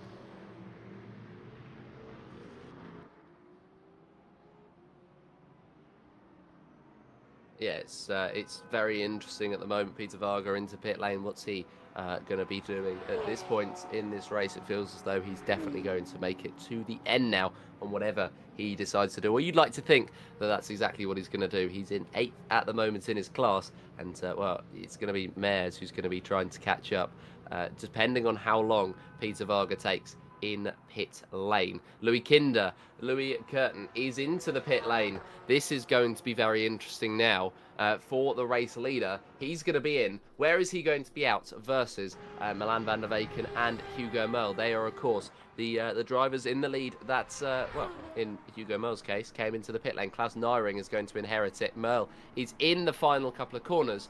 And, of course, Curtin is in the pit lane. Merle's going to try and get through on the GT3 very quickly, does so, and is just going to try and throw himself through the final corner, knowing that this could be make or break for his race. He was able to build up a big gap in the first stint and went for the undercut. So, hypothetically, he's going to be able to get through. And he's, well, regardless of what happens, he's going to be at least on the podium here. As you can see, Kinder released from his pit box. And they're going to be going down at the straight at 60, but it's going to be Hugo Merle who is going to be re-inheriting that provisional lead of the race, 38.1 seconds off of the back of Klaus Nyring. Yeos looks like he's going to slot in 6th place ahead of Billy Octane. Yeah, the important thing is, though, for Louis Curtin is he lost a lot of time. I think when they went into the pit stop, I don't remember exactly where the gap was, but he certainly didn't gain time with his overcut strategy. The idea is if you do an extra lap or two, you're able to take less fuel in the race. As here, it's Maciej Kasperczyk, our LM GT3 leader, and Tom Shipson in the pit lane as well. The GT3 cars beginning to run low on their tanks, but Raphael Huell seeming to have plenty left. When I say plenty left, I obviously mean barely any, just enough to do this lap. I mean, I was noting for sure that Huell was doing a bit of lifting behind Maciej, and I wonder if that was part of the strategy. It was to slow Kasperczyk down and also save fuel at the same time. As now Klaus Nyring is the final of the big three to pit. Klaus Nyring managed an extra 2 laps to the to Hugo Merrill, but only 1 lap to Louis Curtin. Here comes Louis Curtin, brave, not wasting any time. There is no time to waste after all if Louis Curtin wants to catch up to the mighty unflappable so far in this race, Hugo Merrill. Klaus Nyring is still in the pits. We're gonna see. He's coming out now. He did not change tires. We had a feeling that's what was going to happen. Hugo Merrill is through. Let's see where Nyring comes out. Is he ahead of Louis Curtin? I think he certainly is. He is ahead. So his pit stop strategy did gain him at least a single position. And now I think he's got to, bring those tires up to temperature. He is on a slower set of tires, that being running those hards on the outside of the car, on the left side of the car. But those tires might do well in the next 28 minutes. Those mediums, if they didn't change them, which I have a sneaking suspicion, I'm pretty sure they did. I think Louis Curtin certainly took tires. But the important thing now is for Louis Curtin and Klaus Nyring to, if they're going to fight, keep it brief. Both these drivers need to get in the chase after Hugo Merrill. Here comes Mathieu Kasterczyk. Raphael Huell is released out of his pit box. It seems Mathieu is well through. Raphael Huell took, less fuel. We know that because he did an extra lap, but somehow that stop is very slow, or was that Mathieu's outlap was very, very quick. The gap now between the two of them should update briefly. There it is, 11 seconds. That's the furthest these two drivers have been apart all race. I think I agree with you. Ted Edwards, our broadcaster in the ear, is theorizing that Raphael Huell took tires. And I think I agree with him. The tire delta for taking them in the pit stop is 12 seconds. That would explain what happened to that gap. I think Raphael Huell is maybe hoping in the last 25 minutes, 26 minutes to be able to push the car hard. But 11 seconds is a large margin to overcome for sure. And already on this outlap, since those tires have to be brought up to temperature, it's not 11 seconds anymore. It's 12, almost 13 seconds, as Tom Shipson's probably like, oh, get a move on, man. I gotta, warm those tires up. I need to get back to racing. But this is for a net position for Tom Shipson, which is impressive for sure. I'm not sure that he was really within striking distance of Raphael Huell, but those extra time taking the pits, that extra time taking tires, really, well, I mean, only time will tell whether it will win him the race or lose him the race. Yeah, of course, we will see across the next 25 minutes who's going to be able to come out on top, who's not quite got the bottle, and at the moment it's going to be a huge gamble between Raphael Huell and Kasperzic on the first lap. He has lost time, and of course he is on those colder tyres that he's going to try and warm up. In comes Miguel Martin, and well, there goes Kasperzic into the lead of this race. Is Raphael Huell going to be ahead or behind of Martin? He's actually got Tom Shipson right in behind him. Miguel Martin comes out in second place. Surely that is going to be tyres for Raphael Huell, which is the reason that he drops down to third place now. He's got Martin and Kasperzic in the way of himself and the victory. Kasperzic was right in the fight with Raphael Huell, and now he's had the opportunity to break free. And well, he's just, from the sounds of things, he is watching this broadcast. He's listening to our advice, ill-advised, may I say. But I mean, it's just very much a very good fight that we've been seeing, and Martin has thrown himself in the fight between Kasperzic and Huell. Miguel, Ted has a request, which is to flash your lights if you're listening. He said that just a moment ago and then realized no one can hear him. It's just us. But we'll see as we stay on board with Miguel Martins if he does flash his lights. Was it a coincidence? Is Miguel Martins listening? Find out next week. By next week, I mean about now, if it's going to happen. I think Miguel Martins might not actually have been watching, and in fact, either two theories. Either it was a coincidence, or Miguel Martins is trying to spite Ted. Ooh, a great point from Ted Edwards. It's Halloween. His lights flashed on his own. It's unexplainable. It's spooky. As there goes Hugo Merrill's for the multiple time overtaking those GT3 cars.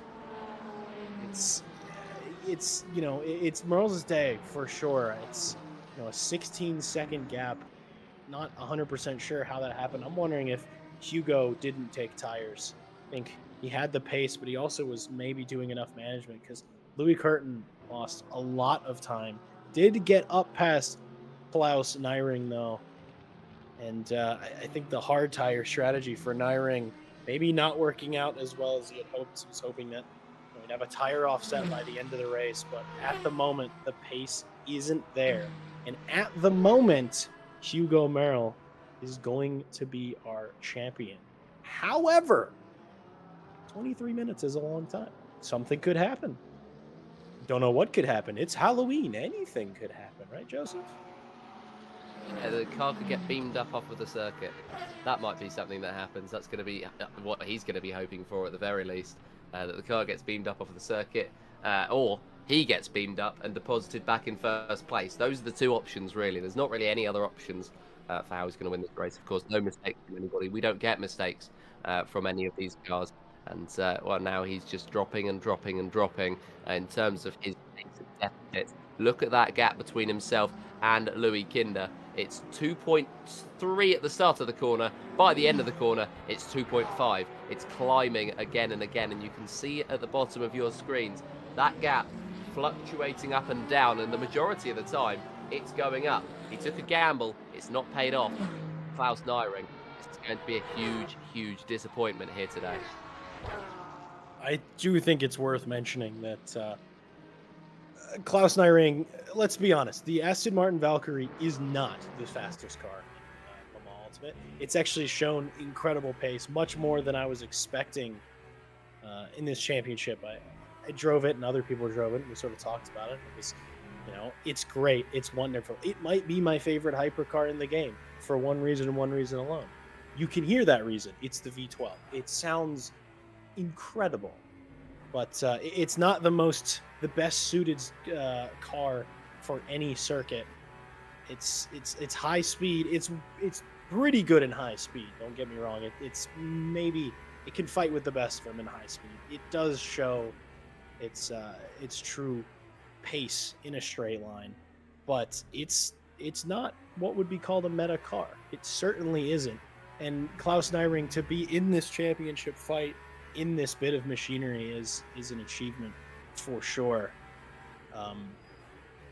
But I think not everything has quite gone his way. I think there's just a little bit of oversteer there on exit, maybe a bit of neutral steer, but the car looked not quite in shape. But Klaus Nyring doing a great job to be even in this fight. And another thing that's worth mentioning, I could be completely wrong. The Valkyrie could be the fastest car in the game. From my experience, I don't think it is. But here we are. We've said his name quite a few times today. Well, both of these cars, we've said their names quite a few times. Peter Varga and Martin Mers getting back at it. Or should I say Martin Nightmares? They're getting back in. Well, I okay. I wasn't trying to steal your thunder. I was more just repeating. But yes, my wonderful co-commentator Joseph Black during this broadcast dropped the Martin Nightmares line, and it was special. It was very special, which is why I'm reusing it. But these two drivers, they, it was part of the 4-pack of fighting that was, I think, the best bit of battling. Well, I think the best bit of hypercar battling that I've seen all season. After all the pit stops, after all the argy-bargy, after all of everything that happened in this first hour of racing, they're back within a second of each other. This could be a fight that comes back around. Martin Mers was doing extremely well before the Callum Kerrigan incident, shall we say it. It's just, hypercar on LMGT3 car. It's something that happens in multi-class racing. Is one of the reasons we love multi-class racing so much, because you never know what to expect. These drivers getting at each other. And speaking of Callum Kerrigan, there he is right at the front of the shot, being chased down by Wojciech Rybecki. I think Kerrigan, he knew he had a bit more pace. He had a brilliant bit of qualifying and also a brilliant finish. Last week, he finished on the podium in second place for the first time in his RCI career. He is a driver, though, seems to be plagued with just a little bit too much bad luck. That hasn't scared him away from putting in a good performance. Callum Kerrigan currently running in 5th position, but certainly looking in his mirrors, maybe a little bit at the BMW that is chasing him down. Yeah, it's definitely looking at that BMW rather than looking 4 seconds up the road at Thomas Shipston. I think it would be out of the question now that he's not going to catch the car ahead. And well, that's going to be a disappointing one as the Alpine runs a little bit wide. They're not sure where Yeo's going. He's opened up the door once again for Callum Kerrigan to go alongside. But of course, that straight line speed is going to be so much more powerful, and he's going to get back ahead with relative ease, cover for his mistake relatively simply. And while they continue this fight on, Kerrigan versus Rybecki for that 6th spot. There's about 3/10 that separate the two. There's only about 17 minutes left, so it basically this fight is now, and this fight is for the fight. This fight is for 5th place on the circuit and also off of the circuit as well. It feels as though this is going to be the end of this race. This little scrap between these two. It's going to be the last time they fight somebody on circuit unless somebody makes a mistake, and it's not out of the question. We saw Callum Kerrigan do one earlier. Could we be seeing a mistake from somebody else as well? Although, to be fair, it wasn't necessarily a mistake from Kerrigan. It was more a little bit of miscommunication with Martin Mayers. The inside line beckons for Rybecki into the first corner, but he decides not to take it. He backs out. He holds behind, and Kerrigan holds 5th, but runs slightly wide out of the first corner. But he's just getting the exit. He's just sorting himself out, and he's absolutely fine on the exit. Remaining in ahead in that 5th place with Rybecki then trying to close in once again with that slipstream. He can't quite get close enough, and that hypercar on the inside is going to slow his progress. As we see no. a hypercar going into Callum Kerrigan yet again. There's Wojciech Rybecki in the background showing displeasure, quite honestly. That's Angelo Scotti in the Porsche, just rushing it, quite frankly, trying to sort of go up the inside of one car, well, 2 cars in one corner, which the hypercars, they have the pace, but hypercars do not have ABS, and in the braking zone, trying to dive like that is maybe not the best decision. So now Ted's gonna go replay hunting, and I believe we've just found it. So you can see Scotty, I mean, clearly knowing that, all right, I got the pace here, let me go by one car, maybe just gets a bit too deep on the brakes. Yeah, a little bit of a lockup. I don't think that was intentional, but it was just a little bit slow.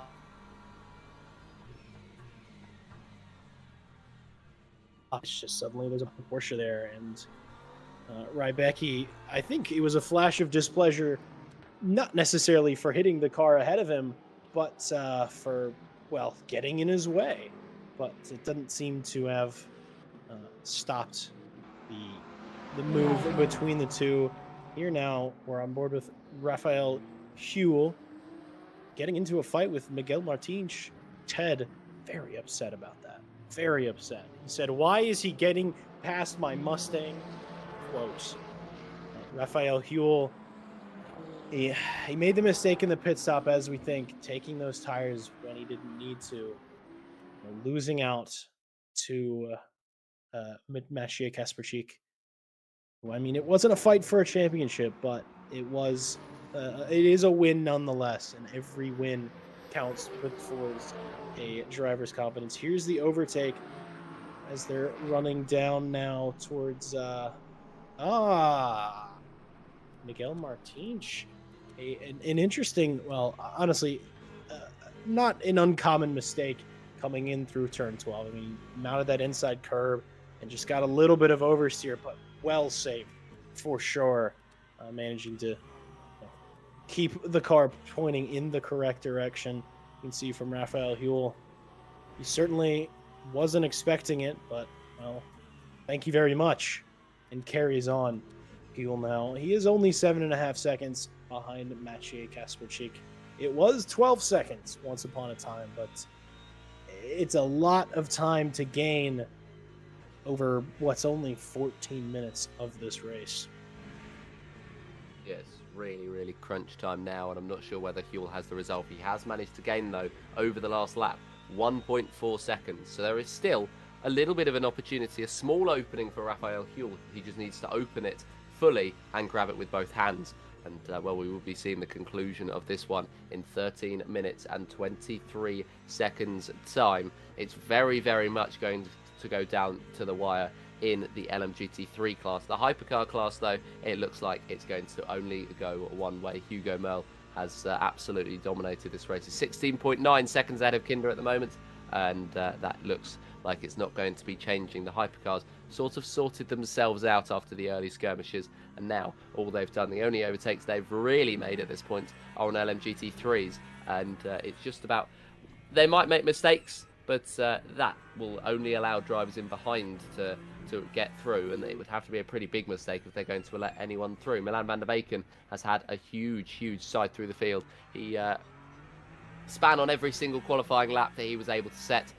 Well, he wasn't able to set them in the end because he span on every single qualifying lap, and now it's just a case of trying to make it to the end. But he's had a fantastic recovery, gaining 8 places and up to 5th now for Milan van der Beyken. It's been an impressive drive from the man in 5th place, and well, also he's won the best livery award. So what else could you really ask for? Could you? Milan van der Beyken, 5th place, and well, I don't know if you disagree with me on that one, but I've already given it out, so no Texas backsies. Oh, I would never disagree with you. The one thing I would disagree on, I wouldn't call it a livery award on this, the spookiest of days. I'd call it a costume contest. So I'd say Milan van der Beyken very gloriously won the costume contest. I think, fortunately for everybody watching, only 12 more minutes of me forcing Halloween-based, well, I guess both of us forcing Halloween-based wordplay into japery into this broadcast. And it's only 12 and a half, well, now down to 11 and a half minutes of the Multi-Sprint Series Season 3. And now I'm going to take a moment to thank some of the people that make not just this series, but other series possible. Some of our wonderful partners, beginning with Ready, Set, Sim. Do they need any introduction? No, they do not. Build the sim rig of your dreams or your budget in seconds with the RSS Sim Builder. I quite like building rigs that I can't afford. It's really fun and, well, slightly depressing. But anyways, Ready, Set, Sim available from the link below. And before I continue, is this going to be another time where I pick to do partners and things start to happen? That is a lot of rubber being laid down by Partez there. I think it is going to be. We're going to see a quick replay before I continue yet again. Another week and another not getting through the talking about our wonderful partners before I have to stop. Thank you, I guess me, ultimately. But let's see what happened to Partez here. He's going around fairly normal, fairly standard here. Oh, gets very wide. It's the exit of turn 12. It's that run we saw it happen earlier with Martins there, managing. Ooh, well then, holding the angle, keeping it going, and never mind. Briefly holding the angle. Maybe it's a kept the wheels spinning, and just continued to well, lay down rubber and wiggle around. I think if there was a Formula Drift award, that's a good one. I want to see this. Actually, I was going to say, I want to see this from onboard. Let's see the steering inputs here. Back steps out, coming over the curb, and that's maximum. Oh, well, but then gets on power too early, and well, it could have been really cool, but it was just normal cool for Reduce Partez there. But fortunately, not losing a position in the process, managing to keep it going, and not ending up in the wall, so their race can continue. You know, that's probably not the preferred line through that corner for sure. If you're interested in finding out, what the preferred line is, well, boy, do I have good news for you, because we're partnered with Coach Dave Delta. And Coach Dave can help you climb the sim racing leaderboard, can teach you how to go fast on all circuits, on all sims, with their wonderful apps and their setups and their coaching tools. Lap time does begin with Delta. You can find out more from them in the link below. And if you're interested in checking out any of the new sims or any of the new PC titles that have been coming out, I'm sure maybe Green Man Gaming, they might have a deal on Project Butter Race when that comes out in the next couple of weeks. Hopefully that's going to be a good one. Not only sim titles, but all PC games. As I said, you can find great deals at Green Man Gaming, and you can find them in the link below. Another thank you as well to Moser Racing. They provide fantastic quality direct drive hardware that doesn't break the bank. They have gear for racing, they have gear for trucking, and they have gear for flight sim work. For high quality stuff at even more high quality prices, check out Moza in the description. And to Pimax, if you're interested in some VR gear, if you want to get into the world of VR, best place to go, Pimax. They have class leading clarity in their range of headsets. They were the first manufacturer to put a 4K lens in a headset, and soon they'll have a 12K headset, which is brilliant stuff. I would, probably can't afford it, but I would love to see what that looks like. And if you want a possible little discount, you can check them out in the link below. And last but not least, of course, final special thank you to Motorsport UK for selecting us as a recommended esports community. It's a great honor and a great privilege to be on their list of recommended communities. And not just special thank you to them, thank you to all of our partners. And thank you for being here. And thank you, Joseph, for listening and being okay with my ramblings. And Ted is also here. I caught it. And Ted. I forgot him because he disappeared because it's spooky. I don't know. That one was bad. I'm going to take a step out. Well, you did get there in the end. It just took you a second longer than me, so it looked really bad. But anyway, yeah, it's 6 minutes left to go in this race. Focusing back on the action, which of course is almost at a close. 6 minutes and 40 seconds left in this race, and it looks like the championship is pretty much wrapped up for the drivers who are at the top of each of their respective fields. Of course, we came into this race just 11 points, splitting the three at the top of the hypercars, and Hugo Merle has taken this race. He's just taken it, he's grabbed it, and he's done as much as he can with it. And what he has been able to do is eke out a gap of over 15 seconds, an unbelievable margin. And he's got that over Nyring, who's got an even bigger gap over Yeo in third place. Kinder is actually in second place, and it's going to be Nyring in third, but it's an even bigger gap over Yeo in fourth, is what I meant to say. Yeo 37.7 seconds back. So the top three have very much been the class of this evening. Kasperzic and Huel had a fight early on, and it might not be a fight that's off just yet. Huel is 4 seconds back, and he is closing and closing gradually over every single lap. But are his tyres going to be worn by the time he catches up? Is he going to have just a little bit too much push right now, so he's not going to have enough left in the tank later on? We will have to wait and see, but it's getting closer and closer to that time where we will find out whether Huel has enough to catch up to our champion-elect Maciej Kasperzic and try to sort of spoil the Poles' day, because Kasperzic could of course win the title as Shipston very, very close with Rebecki here, and I think just allowing him a bit too much grace, so allowing him to make his way through. But what I'm saying is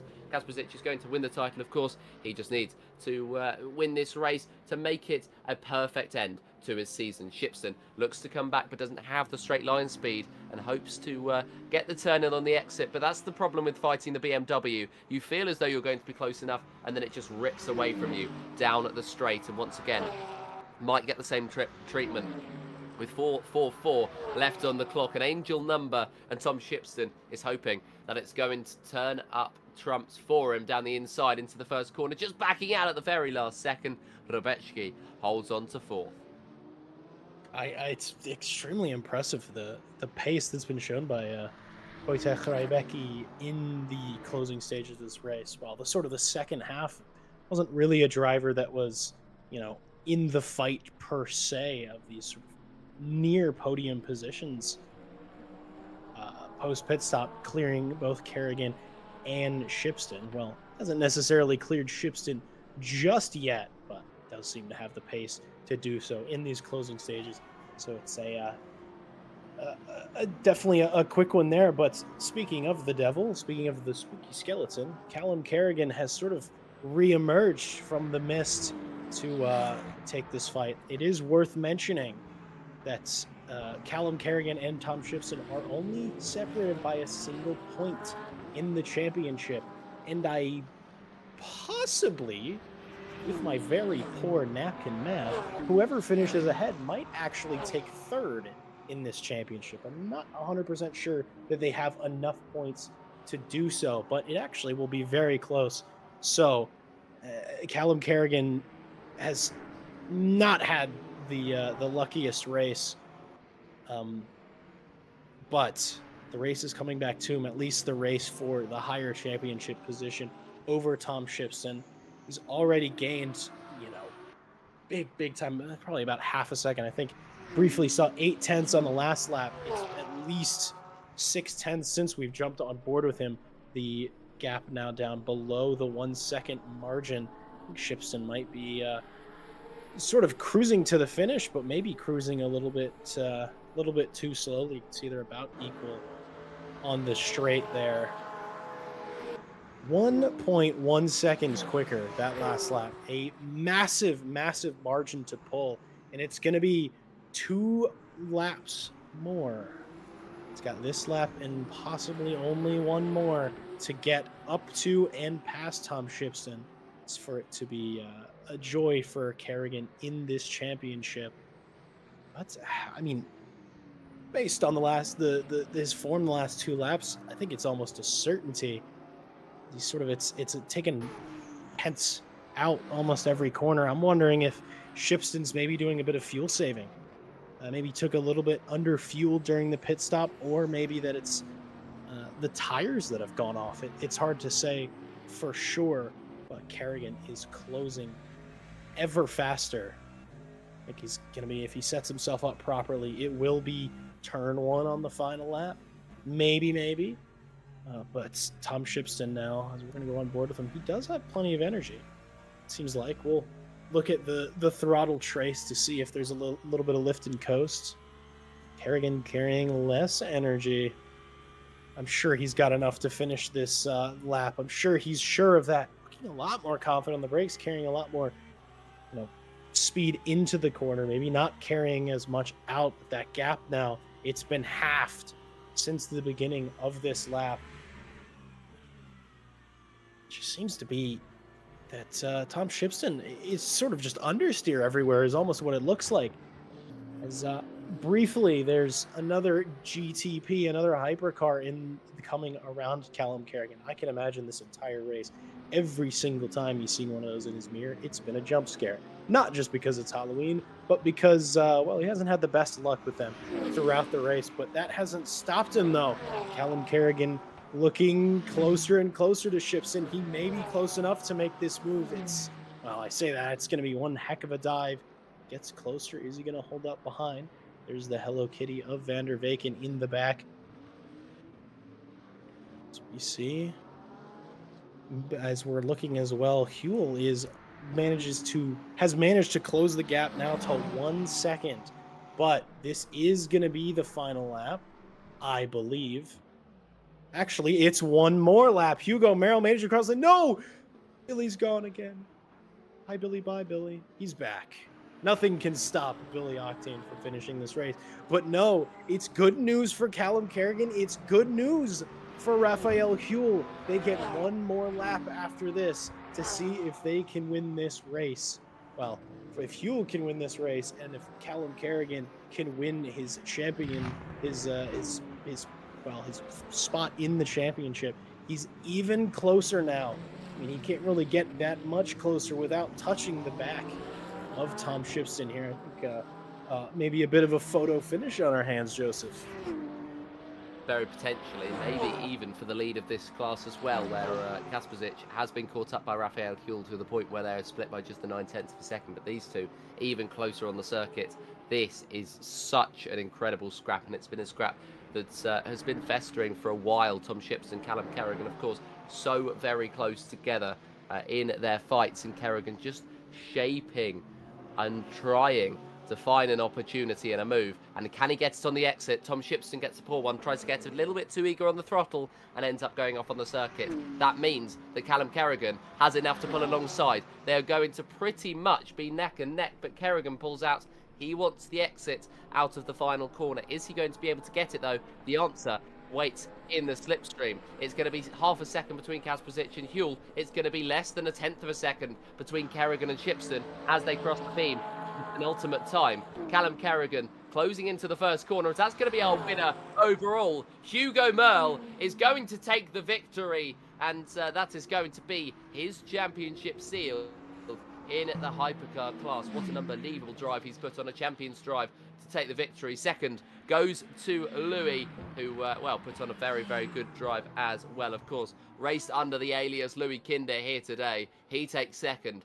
Third will go to Klaus Nyring. He tried something different. He tried an alternative, and it did not pay off, unfortunately for him. But he'll be happy with the valiant effort, and he will come home with a podium as well. But switching back to that GT3 pack that looks so hotly contested, this is the lead of it. Maciej Kasperzic has led for pretty much the entire race. It's been since the pit stops that he's been able to beat out Raphael Huel, but Huel has closed in. He took new tyres. He built his opportunity over laps and laps and laps. He played the long game. He played the waiting game. He got through on Martins courtesy of a mistake. That didn't lose him any time, and now he comes down to the final corner. He may well be neck and neck up to the line with Kasperzic. Kasperzic defends to the outside. Huel has a look around the outside line, but they both are neck and neck. It's going to be a better exit for Huel, but just a little bit of a wobble on the exit. Kasperzic is going to take the victory and the title home in GT3s. Huel pushed him close, but it's P2. And Miguel Martins is going to round off that podium, but we've had a very, very good evening of racing. It's pretty much not stopped, and, well, that's going to be a very, very good victory for Kasperzic and for Hugo Merle at the very top. Martins is going to be third place, and having a look back, Shipton and Kerrigan, they're going to be neck and neck up to the line. Kerrigan's going to pick a little bit of slipstream up, but he's not going to have the straight line speed. Shipton is going to take that fifth place away. They are going to be the final finishers here today because they were only just ahead of the overall victor, Hugo Merle, but we now have two champions, Jack. We do have two championships, two deserving champions at that. Hugo Merrill, as you said, a true champion's drive. I mean, it was, well, I got to say, you were absolutely right with your pre race prediction, which was it's going to get turn one. I mean, Hugo led into turn one. He didn't actually really have to fight for it too much, but he nailed his braking and nailed every single corner after that and managed to take home the championship. Matche, obviously, well, he could have uh, I don't actually think he really had to finish it all. Actually, no, he did have to get a handful of points to secure that championship, and he did do so. And now for our race results for what has been a great finale, I think. A great finale for what's been a great season. Hugo Merrill's the champion, won the race. He did everything he needed to do. A reasonable gap. I think the gap truly was greater than that. I think Hugo did a bit of celebrating before he crossed the line. Louis Kinder, also known as Louis Curtin, ended up in second place. That's second in the championship as well for him. Just didn't quite have the pace to match Hugo. Klaus Nyring finished on the final step of the podium and third place in the championship. That alternate strategy, maybe was it quicker than it would have been regardless? Was that maybe the true pace of that car? We don't know, and maybe we'll never know. But it was still a great drive from all three of those. Yanyo in fourth position. Well, a bit of a quiet drive from the Alpine driver, I must say, but a well-deserving fourth position. Angelo Scotti, another driver that didn't necessarily see too much of, but managed to pip the fifth position. Milan van der Weyken in sixth, Billy Octane seventh, Martin Mares eighth, Peter Varga ninth, Nereus Partez, our final finisher of the day, in 10th position. For the GT3 field, Mathieu Kasperchik holding on right until the last lap, winning the championship and winning the race. A great drive, but what a fantastic fight lap after lap between them and Raphael Huel, who came home second. You thought that that fight may have been for the championship, but no, just another racing day for those two drivers. Miguel Martins came home in third. Ted's happy to see that. I'm happy to see that. A Mustang on the podium is always a good thing. Wojciech Rybecki in fourth position. Tom Shipson narrowly finishing ahead of Callum Kerrigan in fifth. Callum Kerrigan obviously finishing sixth. Richard Whittle in seventh. Frank Forrest eighth. And Martin Meinrich in ninth place, our final finisher in the LMGT3 category, and our final finish of the multi sprint season. We got a couple of interviews, I'm excited to say. Not sure who's going to be joining us first, but I guess that's going to be a surprise. Yeah, I think it will be, and well, we'll have a look. Who should we bring in first? I think we should bring in Raphael Huel to have a word about his race. I mean, it was a very interesting one. You took a different strategy to everybody else on the podium. How did you find that Bahrain Grand Prix? I kind of like this track. I know lots of people who don't like it, but in the GT3, it's really fun because you don't have to watch out for the lockups into, I think it's T10, the corner. I think turn 10 is the one you're thinking about. The one that Yeah, nobody knows how to slow down for. The sort exactly. of hairpin coming off of a high speed corner. It's a weird one. Yeah, It's a great corner though. I it's was fun with pleased to see. ABS. Yes, I was pleased to see that you and Mathieu were going on moves on each other, basically on every corner on the circuit. But how was that for you behind the driver's seat, lap after lap, fighting the champion of the series? It was really fun. In the meantime, I was trying to save a bit of fuel, so it was a bit hard to keep an eye on that and the battle. So there were some mistakes, I think, from both sides, and just side by side battling. That's what we're here for. Yeah, we certainly are. It was a very, very good race from yourself, and it just it's just epitomised multi-class racing. How much do you love, and what is your true opinion on multi-class racing? I think in general, you have to say it's amazing from both sides. Uh, Being bullied sometimes it hurts, especially when you're in a battle, but I think it's part of it, and especially when you're driving the faster cars, it's an extra challenge. And I gotta ask because I've heard from Callum about the weird stuff you guys have had to do to set up the Porsches in this race. Did you have to bring a bunch of extra fuel in the car today, or was it I guess, normal setup? I would say it's a normal setup. I was like on the limit with the fuel. Didn't really have to take much extra. I don't think I had to the whole season. Well, then Maybe maybe that's why the Porsche was a bit twitchy.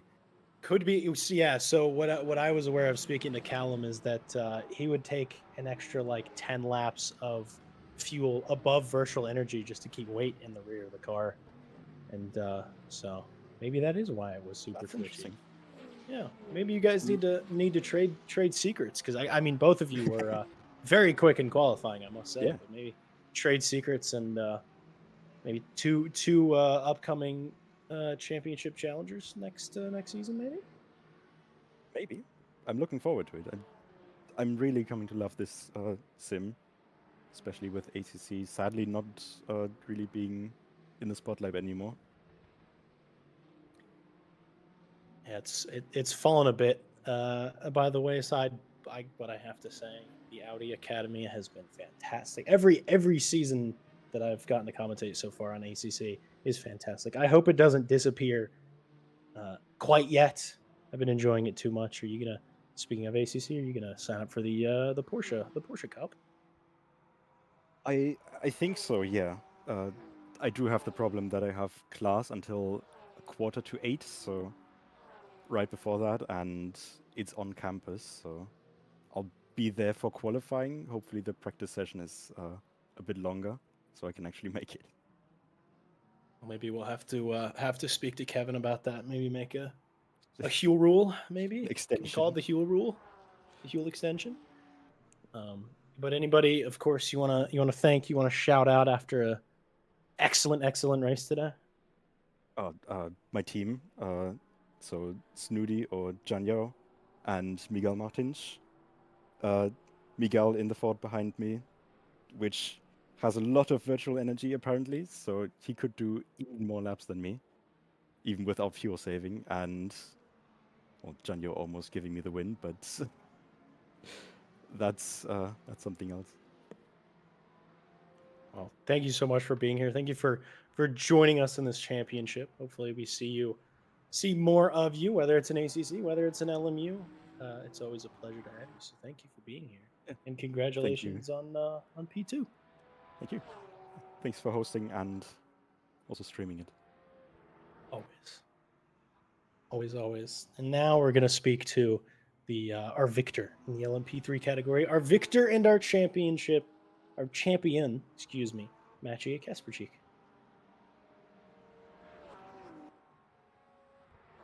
Yeah, Maciej, it was just a very good drive from you in the end, and well, I mean, I get to be the first one to say it to you. You are the multi-sprint champion. How does that one feel? Yeah, it's amazing feeling. I've been waiting like since the beginning of my journey with LMU. So yeah, especially like with the lot of circumstances in the background. So yeah, after all, yeah, good result. Also for the team, because Visceral is a huge brand. Let's say.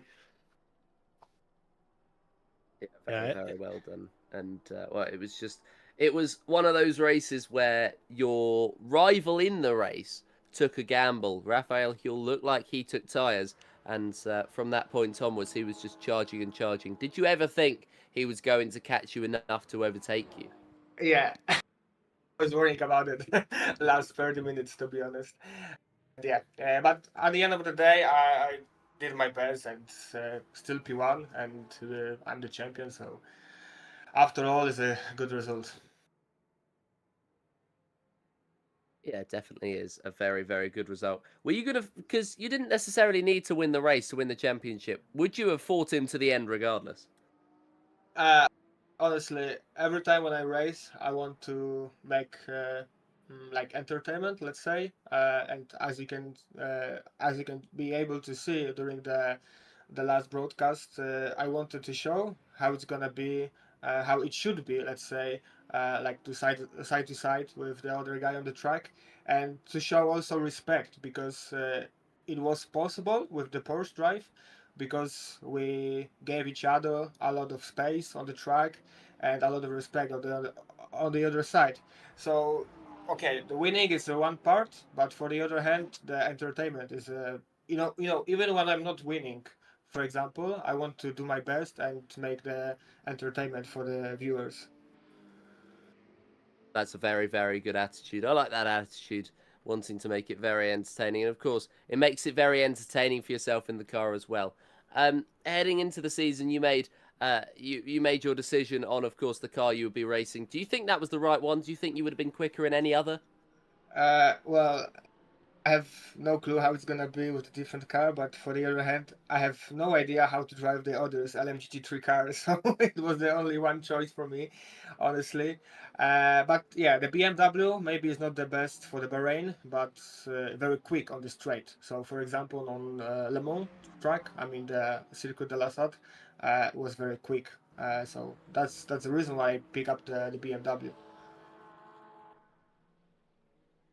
Before we But let you go celebrate, is there anybody you would like to thank? Yeah, for sure. There's one person that I would like to thanks a lot as my friend, the Christopher, because he put so much effort to support me during the races. He was like my engineering, like the crew chief, but the real one.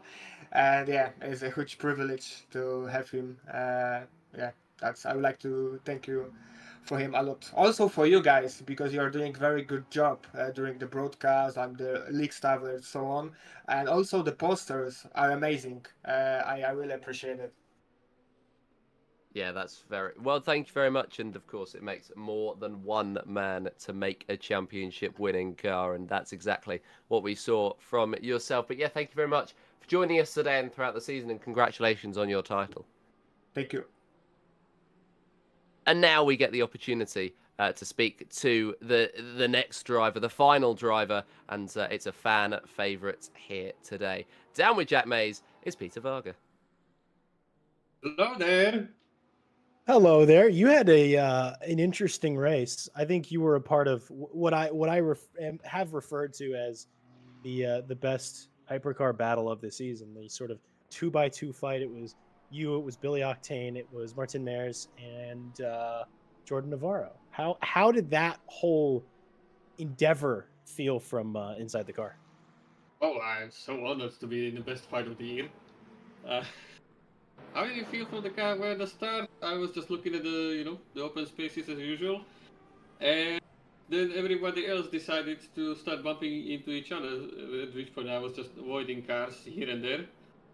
After that everybody was starting to slowly pile up behind me, but I was still thinking, well, I'm not gonna just move over and let you pass. So I find a way.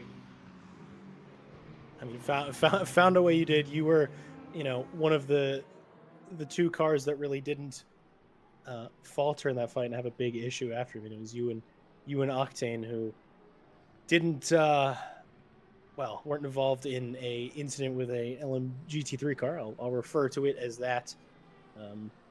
But a reasonable finish, and I think hopefully an exciting race for you. It was definitely an exciting race for us. Are you enjoying the Ferrari? Is that your ideal hypercar? Well, the Ferrari is my true love in the world of racing, so it, it, it is an easy choice for me. With that, and yeah, it's a quite enjoyable car. I, I like the way it drives, the way it works, so yeah. I actually haven't driven it. It's one of the few I haven't driven so far in LMU. So maybe after such a glowing review from Peter Varga, I got to give it a try. Though You I have promise. not. No, I haven't. And also, I can promise you, I drive it way slower than you do. I suck. But if I remember correctly, your bread and butter for a while was ACC. How are you liking LMU? Quite a lot. I would say LMU gives. I have the best feeling with the tires I had anywhere with LMU.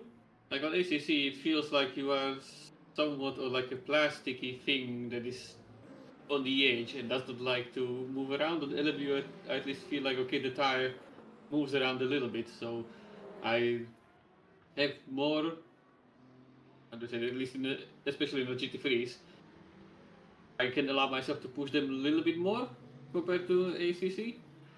But then also on the other hand, the hypercars and the LMP2s in the slow speed are incredibly unstable, which is very weird to me when because the force feedback goes completely light in those slow corners. So it's just okay, do not do anything crazy, just have the car roll through and off we go. It's a big adjustment.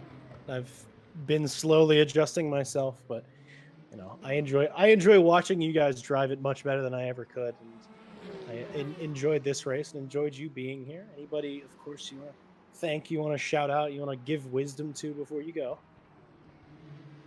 I'd like to give a shout out to the Tatrate distillery that made the magical drink that made me get through this race. Great stuff. Well, thank you so much for being here. We look forward to seeing you in other events, and have a great at least week of Fridays off. Yeah, thanks.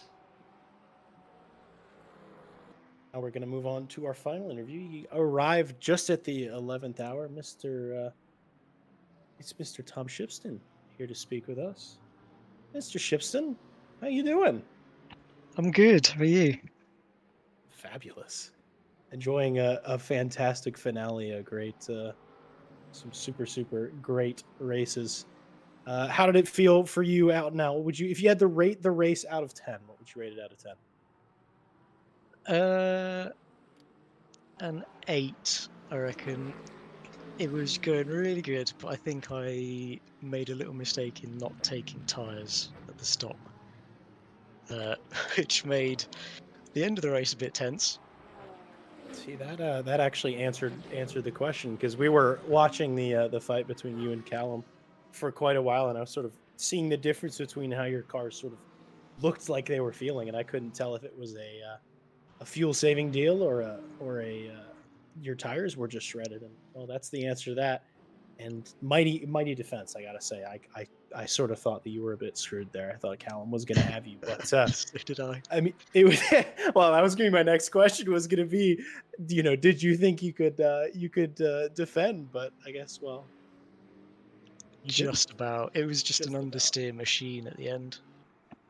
So Is it it's not just, always an understeer machine? it can be, yeah. But I was having to brake like 5-10 meters earlier and just park it on the apex. Well, that is a valid strategy. They can't overtake you on the apex if your whole car is just sitting there. But no, it was well defended. It was a good. You were the closer. You guys were the closer of the season. The last two cars to overtake or to cross the line. How did it? The season as a whole, how did it feel for you? It was good. This is my first LMU season.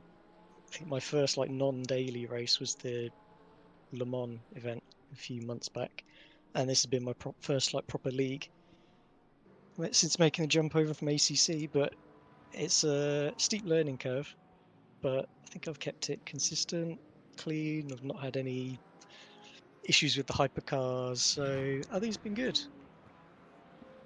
Well, I think it's been good too, just by seeing. If your performance today was anything to go by, I think it was very good. So Yeah. congratulations on fifth. I don't know if you were aware, but you and Callum were racing for championship position.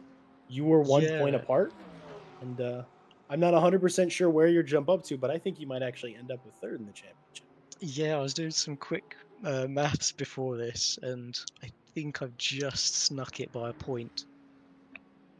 Well, mighty impressive. Congrats on on the napkin math, third place in the championship. Thank you very much. Anybody you would like to thank? Any wise words for Just close this out? my teammates in RPMS, always being in our little Discord chat while I'm racing. So yeah, they've been trying to get me over to iRacing, but not just yet. I think you should stay here. I think we like you. or do both. Both is an option. Well, appreciate you being here with us. Appreciate you showing up Yeah. for the Thank you guys for championship. the stream and setting up the championship. It's been really good. Always. We'll have a wonderful rest of your day. You too. Thank you very much. Joseph, any quick final words? Any final thoughts on this great Masterville event? I mean, just it provided the spooky spectacle we were expecting, and it was a very good race to finish off what has been a very good season. I love multi-class racing, and this has been a good demonstration of it. I love multi-class. It could be. I don't. It's a tough fight for what I like watching more single make or proper multi-class fighting. Different stuff for everybody. There's something for everybody in racing. That's one of the great things of it, and that brings an end not just this round but this season to a close. A great edition of the RCI Multi Sprint Series. This is season 3. Perhaps there's a season 4 on the horizon. We're not sure yet. It was a great fight right up until the end. And congratulations again to our championships. There are champions. Apparently, I mix up that word regularly. It was fantastic. where would we be without the people that show up to race? We would be nowhere is the answer. Where would we be without our partners? Because we need to give them another thank you to Ready Set Sim for all your rig building needs, Coach Dave Delta for all your our setup and coaching needs, all the tools you could ever want. Green Men Gaming for great savings on PC games, Moser Racing for high quality, well priced sim racing, and Flight Gear, Pimax for all your class leading VR needs. Of course, special thank you to Motorsport UK for having us as a recommended community. And on one final thing before I go, just to remind you what all we have going on here at RCI. It isn't just LMU, it isn't just multi sprint. We got lots of events. On Monday, we have the finale of the Audi Academy on ACC. I know for a fact that's going to be a good race. We've yet to have a bad race this season, and there are spots available for signups. Even if it's your first jump into that series, do it. It'd be great to have a really big fun big grid for the finale of that race. We will have the Porsche Cup Season 6, which I alluded to earlier, beginning. Once that is concluded, that'll begin on November 17th. Signups for that are also available. On Wednesdays, we have our Prototype Sprint Series. That is not running next week. That is the week off. That will return on the 12th of November. And on this upcoming Thursday, we have the finale of the Track Racer Alpine Sim Series that we've been hosting. If you want to support the drivers in that, head over to Alpine's Twitch. If you want to watch, give support, say hello, tell us you sent them. If you want to get involved with anything we do here at RCI, please head over to racerci.com. Join our Discord as well. Great people, great community, and it's the best place to be to stay in the loop of everything we got going on. I've been Jack Mays, joined in the box by Joseph Black. And thank you to our beautiful broadcaster, Ted Edwards, for taking us through the season. Happy Halloween. Thank you for being here. Check your candy for drugs. Look both ways before crossing the street. Have a wonderful rest of your day, and we will see you all soon. You ready? 3, 2, 1, go. Get behind the wheel, let's go. Grip the road, feel the flow. Thunder roaring, steel alive. Live this dream and drive. Tires burning with gasoline. Push the limits, chasing green. One shot,